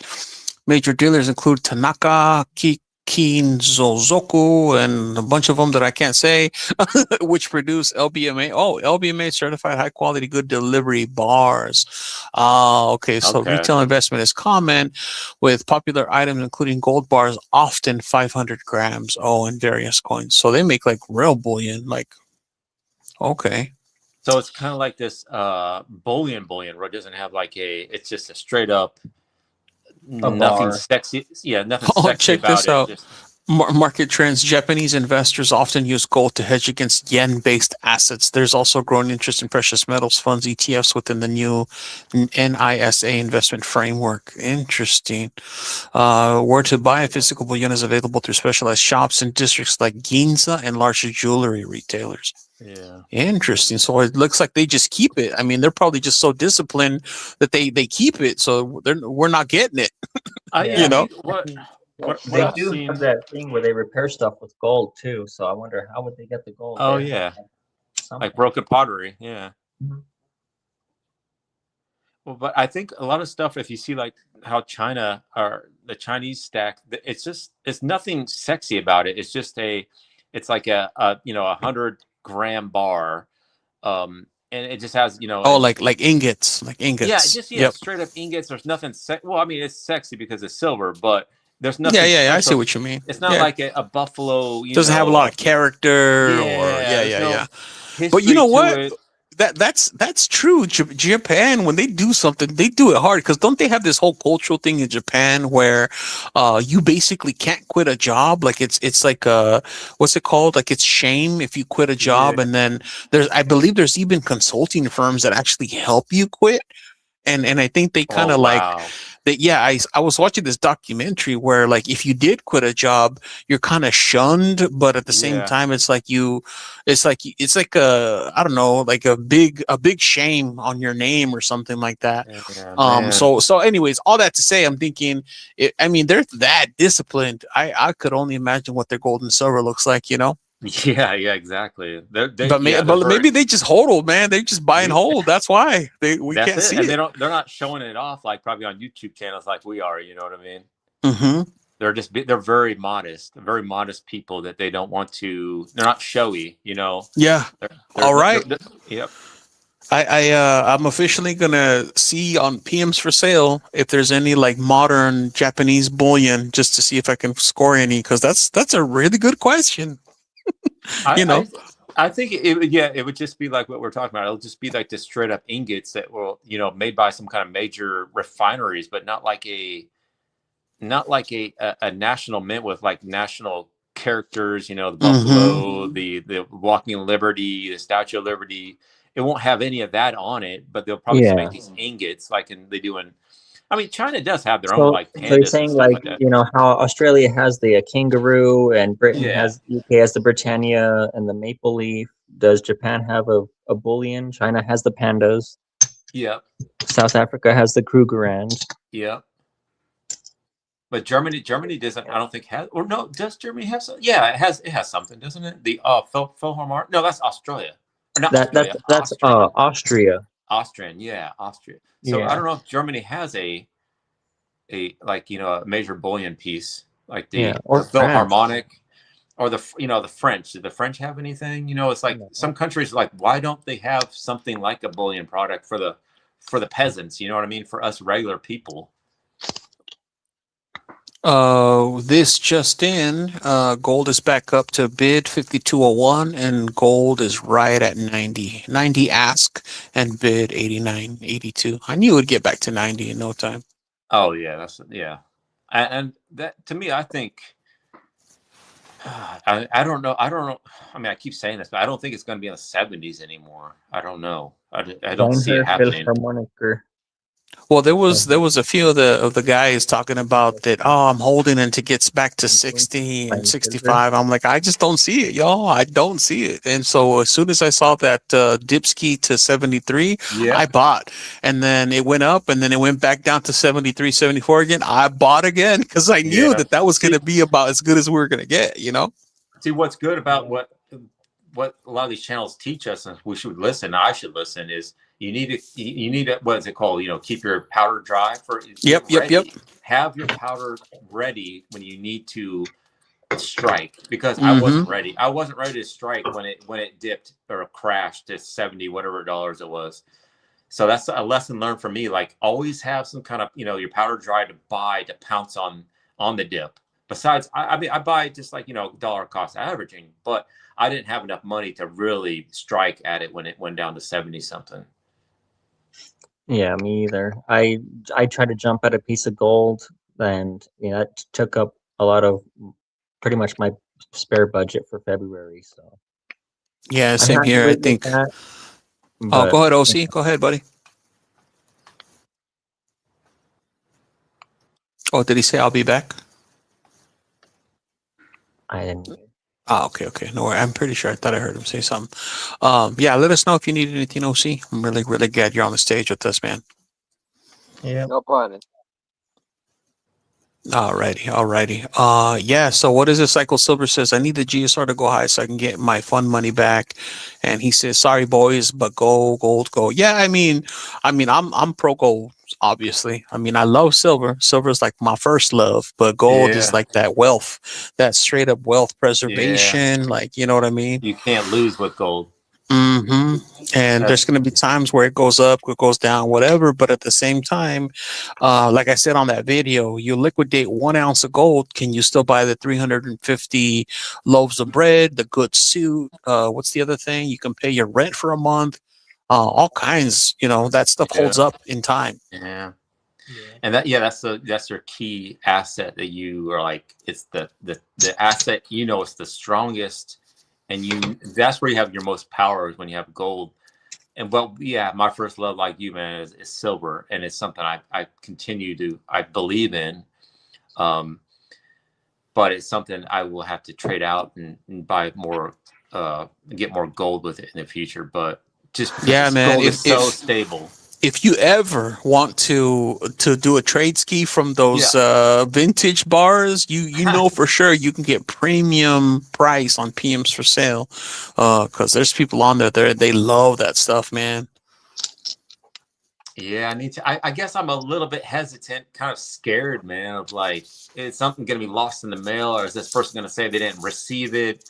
Oh yeah, rightfully so. We have don't worry about that. If you ever, like I said, I'm not trying to pressure you, but if you ever go check it out, hit me up. I got your back. We have middlemen. Okay. We do all the whole Oh, nine, okay. man. We have not middlemen, but there's gentlemen who actually they have LCSs, and there's people that actually will send it to their LCS. They'll make a deal. The LCS will just say, hey, advertise for me or something. Just shout me out, something like that. But yeah, this community, as you know, we're very tight, so it's just like this in PMs for sale. We got each other's back.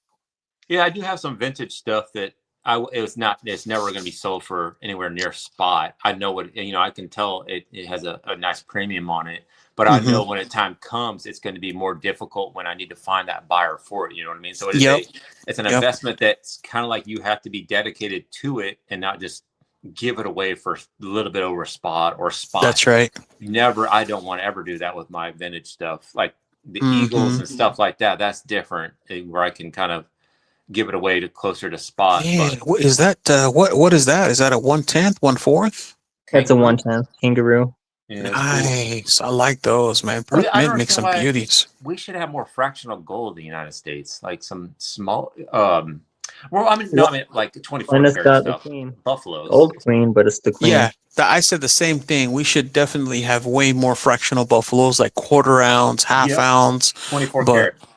Yep, 24 karat, but they don't. And so, where's my piece here? Let me find it while y'all chat it up. But Canada made this 1/4 bison. Man, I really like this one. Serpents has got a lot of dimes, as they call them. A lot of I think dimes, right? 1/10 ounce. Yeah, I've got Oh, yeah, 6 here we so go. far, and buying a 10th. These let's 2 see. were my first. The Prospector's Golden Gem, Look at this and guy. these are 3 9s fine plus 24 karat. Refined in Prospector's cool. Colorado. Like this 1/10 bison, 24 karat Canada, So Yeah, why you trying to show them up, Khalil? Man, come on. I mean, just we're trying to do the BTO. you got your buffalo over there, the Canadian buffaloes, and he's got Yeah. the kangaroos and the prospectors. Yeah. This one here is a Scottsdale Omega's got the for Philharmonic. Samoa. It's a Year of the Dragon 2024, Yeah. but it's minted by Scottsdale. And then my most recent ones are the Monarch Precious Metals. I like OC Omega's Gold Philharmonic. There is that a 1/10 or a 1/25? 1/10. And That's my awesome. 1 grand Benton bar. 1 grand Benton bar. Yeah, Nice. it's a gold show right now. I like it. Yeah, I've just got one 1 gram bar so far, and it's one of the little micro pamp that Fish has been feeding Senior one of his pouchos. Bouillon Tiny Brent, gold- tiny thanks for gold's joining cool. us, buddy. Tiny gold is cool. Yeah, It's just the micro that's the tiny. the tiny. Yeah, these those ones. are always kind of cool. Even silver, you find little tiny silver pieces. You rarely see them, but they're cool to find. Tiny Yeah, fractions. it's always nice to have some fractional pieces. Hard to Let's I read need see. to it. put a glove on for this. What's Yeah, that? because let's see, That's you got It's a the cap. semi-proof, so What do you got there, uh, Serpent? What's that one you have, Serpent, with the tiny USA one? it's let me see if I can get my camera to focus. Oh, the French. No, it's I've got two different designs. These are Monarch Precious Metals. This one's the tactical skeleton. So it's got the a skeleton with a bullet with a plate carrier and a pew pew on the front, Mm, and then on the back side, it's got the America with a flag, and it's got the 4/9 fine gold with the MPM logo at the bottom, the little crown. okay, okay. I see a 24 karat, yeah, or 4/9 fine gold. Oh. Yeah, I know my camera wouldn't be able to pick up something that small. Yeah, Yeah. that's And cool. so right underneath the corner of Texas and Florida, there's the little Monarch Precious Metals crown, Okay, which yeah, I see it. is the same as that. Man, they make such nice stuff. That's why I love Monarch Precious Metals. And they're right here in my state. Man, I had to take if I this ever out of get the popular capsule enough and I can go because tour them and make a video, I totally will. the capsules are really scuffed up, and these are really fine detail for how small they are, and they're incredibly thin too. I mean, I almost thought I dropped it when I went to turn it over. Like Oof, it's like yeah. a piece of Pretty paper. funny. Made a capsule that size. Yep. Ooh, yeah, that is Capsule. thin. Wow, Like that it's is, man. I'm sure that's benchable. Don't drop it in your Cheerios. No. yeah. Don't eat it. Yeah. It become a going boy. And then I've got some of the scarab too, which are kind of cool. Where are those? These ones are a little better in the capsule. They're not as scratched. They've got And like then the winged scarab on one side, and then the Eye of Horus with the hieroglyphs. Oh, cool. Yeah. And I've heard like Kalilo, I heard he's got like a kilo of gold, Libertad.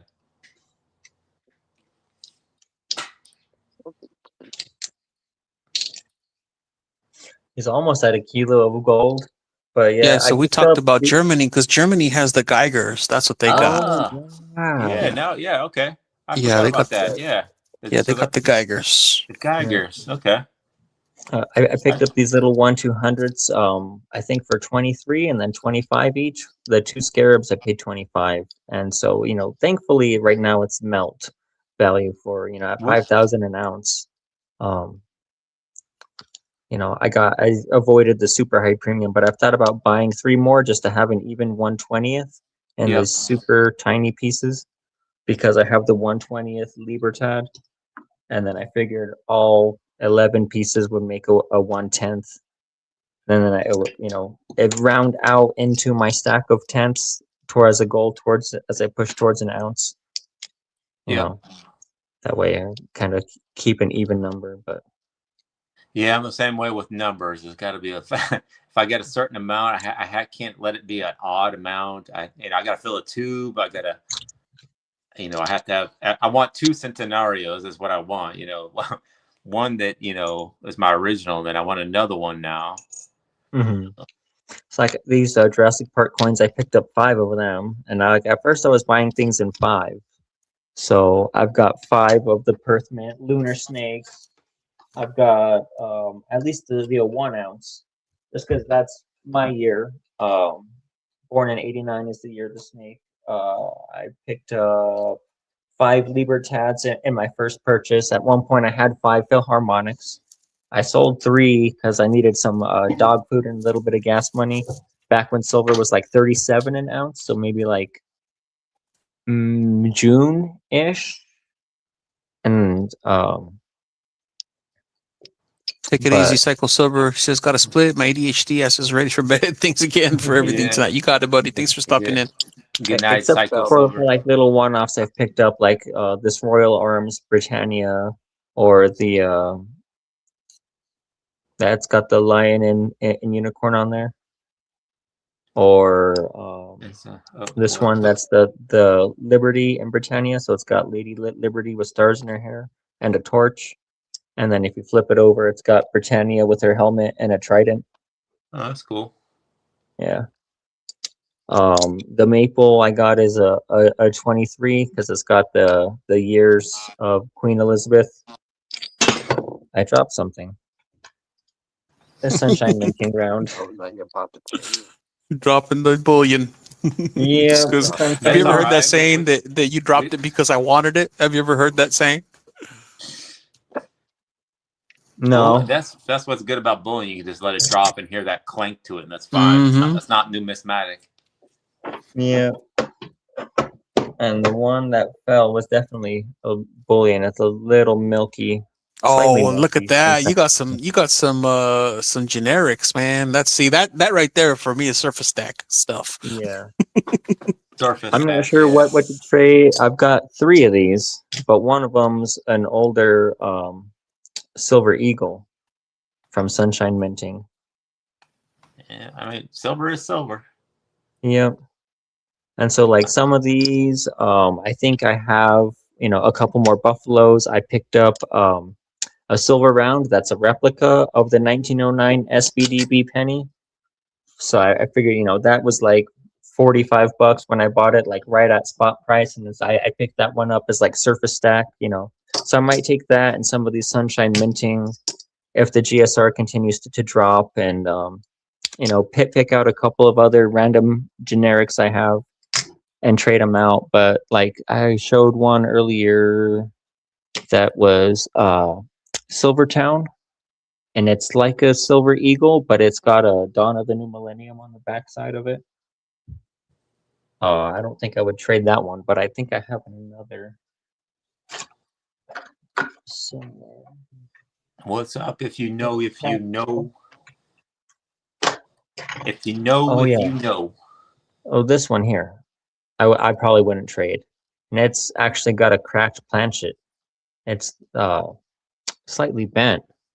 And I didn't realize it when I bought it, but I saw it when I got it. And I pointed it out to the seller. And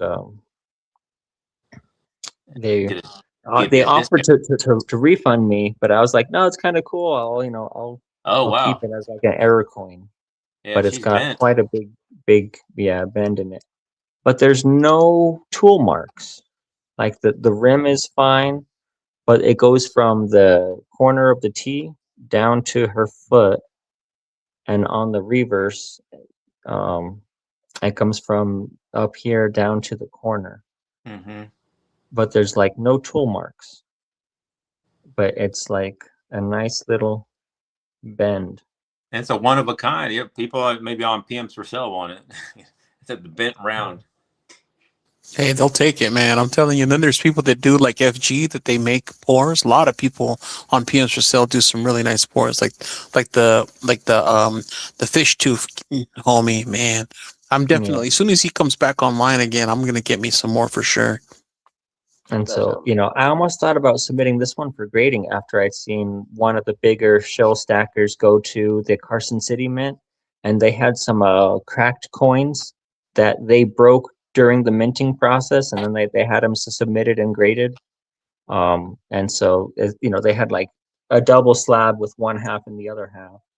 And so some of them were like cracked planchets or error coins. And so I thought, well, if this one happens to fall in that category, or maybe somebody was just flicking it in the air and it landed in a way that it bent. But I don't know, I thought it was a little neat when I got it, and I managed to pick up another 1 or 2 of the same design. That's cool, man. Yeah, and these are made by Silvertown too, so it's a proof like Liberty, Y2K tribute. So I remember the whole Y2K bug and that whole scare and fiasco. The computers are gonna crash Yeah, because they can't I'm old count. enough for that. Yeah, I remember that. Yeah, When that was going on, I remember because 1999 is when The Matrix came out, so I was super Yeah. into that movie. But I remember at 9 p.m. I was like, okay, so New York is 3 hours ahead. If nothing happens, then we know that the whole Y2K was nonsense. Hey, Fish, what's going on, buddy? What's going on? Fish. Hey, what's up, guys? How you doing? What's going on, Doing Fish? good. I just got back from the gym, and then I was getting ready for bed, and I just flipped on the phone and was like, "These guys are still going at it." So I was like, these fools Yeah. are still going. I thought I'd just stop in and say, "Hey, how you guys doing tonight? How's it been So going?" on what the do stream? you got there? You got some gold, you got platinum, any palladium? What you got there? We got the old. Let's see, we got the fish bars. It's upside down. Little silver bars. This is my Gen 2. This is my Gen 3. Silver got a little expensive, so we downsized to 2 ounces from 3.5. These are Valcambi holders that I'm sending out to everybody. They hold the 1 gram. I got them in a bunch of different colors, and this is palladium in here. So yeah, I just put up a little spread and then the little poucho with a couple little gold coins in there. Not the It's like a little baby pouch. Just like a little some free samples baby pouch. yeah. Like back in the day, I sent out like 30 of these to the community, and there's actually a lot of people that have them completely filled up, like totally. Because you'd be surprised. Well, you wouldn't. I mean, you guys understand. A little poucho like this, if you fill it with say Dos Medios, 5 pesos, or whatever, you can fit like almost 8 ounces of gold in this little freaking thing. You know, it's incredible. So yeah, there's guys that have them completely packed. Like JK Pioneer, if you ever go look at his shorts, he's got a picture of his little poucho completely filled. I mean, the amount of gold you can put in these little guys is incredible. Yeah. So Right in front of me. that's what's up, man. I'm just seeing how you guys doing. Cycle Silver says, "Did you find out if the platinum fits?" Oh, I'm gonna find out. I have to get it, so I don't. I'm sure, like many of you guys, all of my stuff is not in the same place. So the platinum, that's at in a different safe somewhere else. So I got to go get it out of the safe and then check, because we've confirmed obviously the gold fits. We know the silver fits, the palladium fits. So I just have to confirm the platinum now. And the reason I assumed it would fit, but somebody told me that it doesn't. And it might have been Psycho that said it. But and so I said I would check. But I do have a platinum grams of Valcambi, so I just have to take it over. Yeah. So, Are those like if- custom made little cases, or Are what's that? yeah, are those like little custom cases you made? Yeah, man. I got them in all different colors. Whoa, nice! Yeah, so- I like So those. if you want one, I'll send you one, Khalil. Nice. So I'm selling them, right? And not as a massive profit making endeavor, but I invested with a partner in a 3D printer and invested some money. So I'm selling basically all you do is in a couple of weeks, I'll have them. I have like 300 of them coming in, and I have them in black, white, pink, orange, green, and red. I believe those are the colors I have coming in. And Nice. and so I'm selling them for what am I doing? I'm doing the 1 for $5, 2 for 10, 3 for 15, or 5 for 20. And pretty much everyone's been ordering 5 for 20. And all you do is send me an email, and then I will mail them to you prior to you paying me. And then once you get them in, then you just send me cash. And Nice, it's man. basically on the That's what's honor up. system. It's on the And honor this is system. all so- for one grams of everything, right? 1 grammers. Yeah, these hold 1 grammers, and this is like our Gen 1. We're doing a Gen 2 that's going to have a window, so you can actually flip it over and see that it's Oh, filled or not, you know. And so Yeah, we're yeah, coming out with some other ideas. We're going to do some rounds that you can put in like a 1 ounce American Silver Eagle capsule, you know, and then you could stack them up in coin tubes and stuff. So we're coming out with some other ideas, but mainly it's just for, you know, I mean, it's a cool way. I mean, what's incredible, I mean, with the price of gold, right? I mean, so I'm just going to use rough math. Just say a gram is $160. I think it's more than that now, but just say it's 160. I mean, that's just $1,280 in this little freaking thing, and it's fractional. And what I think is cool is if you fill a whole guardhouse, imagine a whole guardhouse box full of these. I think it's incredible. It's a really cool way to stack. So I mean, shoot, if Yeah. you get 4 of those, that's just over an ounce of gold. yeah. 32 grams if you could fill 4 of them up. You want me to send you one, Khalil? What color you like? I'll send you one. Yeah, buddy, definitely. I'll take the blue one. I'll take the You blue want the, guy. you want the blue one? All right, man. Yeah, man. This is yours. I'll send it to you. Awesome. And Thanks, then if buddy. you want more, you can buy them. Like I said, it's not a money making endeavor. Basically, I'm trying to make back my investment on the 3D printer. Nice. And then Yeah. And then once I've done that, and so, and the community's always been super cool with supporting me. But, some people were kind of like, why can't I PayPal you? And I'm like, you know what? I just like getting cash in the mail. So I'll send them to you and you don't have to pay me until you get them. Make sure you like them. And then if you like them, pay me what we agreed on. You know what I mean? But I'll just send you one of these. Have I ever sent you like a swag pack? Oh, no, not yet. Okay. All right. I'll hook you up with the full deal, man. You got it coming. Nice. That's what's up, man. That definitely Yeah. will fit in the El Jefe Poucho because El Jefe Poucho is getting full.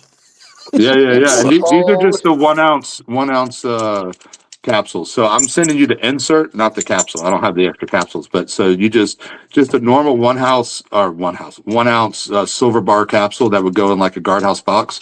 That's what these go in. So. Oh, okay. So it's a 1 ounce silver bar capsule. Yeah, Psycho Silver Yeah. was wondering what are the capsules from? Yeah, just a normal 1 ounce. Yeah, exactly. I mean, your standard size. I know some size. There's some funky sizes out there, but it's just the standard size. Man, that's awesome. Well, congratulations. What a great idea. Heck yeah, man. Nothing wrong with having a little side hustle, right? Monetizing your own ideas. That's awesome, buddy. Yeah, well, I mean, I can't take full credit. So Staff Daddy had it on his channel, and I'm like, "Where did you get that?" And he goes, "I'll send it to you." So he sent it to me, and he's like, "Get a 3D printer and make a bunch of them, and then just give me a few." I'm like, "No problem." So he sent me his, and then I got with a guy who's good at 3D printing. We kind of did a partnership, invested in it, and so without Stack Daddy, I never would have had it. So it was really, and he got it from some dude that he has no idea, just some random rando guy. So who knows? But I figured, hey, the whole community liked them. So if I can get them made really cheap and then can get them out into the community, then everyone will have them. It's kind of like the pouches, right? I like to share. Everyone has pouches, everyone has these, whatever. So Share the love. yeah, man. Yeah, absolutely. That's awesome. And you got all colors of the rainbow. You got gold, you got silver, you got platinum, you got palladium. Palladium, yeah. Yeah, man. You got it, man. That's What about That's what's up. rhodium? Just kidding. well, I do have some ruthenium at the desk. So I do have ruthenium. This was a gift, but if you look Now that closely, is a BTO piece right there with the ruthenium. yeah, there's actually ruthenium inside of this little booger. You got some That's a uranium. that's a BTO piece there. Yeah, ruthenium. So So I now know what you're saying about how dark ruthenium is because the reverse of this coin has ruthenium plating on it. And it's pretty black, and this is It's like- it's like almost charcoal. Yeah. I mean, I've guess got a the bunch of the what are they? Actually, I got one right over here. Let me grab it. These are I've got these, and they're rhodium plated, not ruthenium, and that like I didn't realize that. I know Thousand Air had like a ruthenium dime, and I'm like, is that rhodium? And it's like, no, it's ruthenium. I'm like, oh, but this is rhodium plated, and it's pretty black. You can see on the angles there. I mean, that's like, it's really dark. Oh, It's just cool. 1 ounce of silver, but it's really cool. I like the finish. I'm a big fan of the finish. But yeah, it's dark. But the ruthenium, this is rhodium, but the ruthenium is even, I think it's darker. Yeah, this is the ruthenium finish. And Kalilo, is that the silver ring Libra's dad you were just showing there? Yeah, let's see. Let me put it up on the big there. screen right now. So this one is the silver ring. And it has the ruthenium finish on it. So the back, like you said, it's very Oh, dark. that's nice. Very dark, and then the front is kind of like almost reverse proof-ish the way that they made it. Uh, But yeah, look at that, man. Some of these are beauties. So I You know, got I've always, I know that, I think you stack them, right, Khalil? Like, I've always been a fan of, it's not very big in the community, but I like painted silver when it's done right.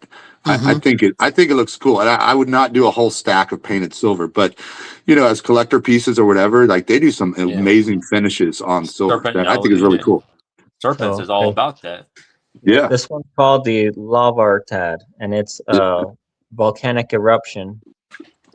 Yeah, I mean, that looks killer, you know. I mean, I know it's a premium, but it's a cool collector piece for sure. Yep. Ruthenium, red highlights, and metal colors by Hobo Coins. And Nice. so, like, that blue sky right there behind the angel is, like, really, like, the camera is, I'm trying to capture how it changes. Yeah, it looks Right like there's there. some blue and pink that kind of pops Yeah, out. Yeah. that There's glowing blue and blue. pink and the clouds behind, and this volcano's erupting. Like, it's really awesome. That's cool. That, like, it's almost semi-holographic. It's not like the blue space one where it's like super shiny hollow, but it's like metallic-y kind of shiny, Nice. really subtle. And then the security edge and the reverse are just straight ruthenium. So, you know, it's dark, much darker than your typical, you know, BU silver. We got Stardust in the house. What's going on, man? What you got there?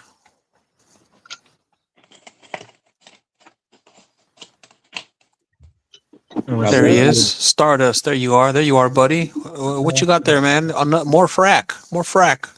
Oh yeah, the fractional rock. Woo-wee. Frack City. It must be the fracking hour. Frack City, yo. Frack Fish showed up with his capsules and the frack, and then Stardust with the frack. It's the fracking hour.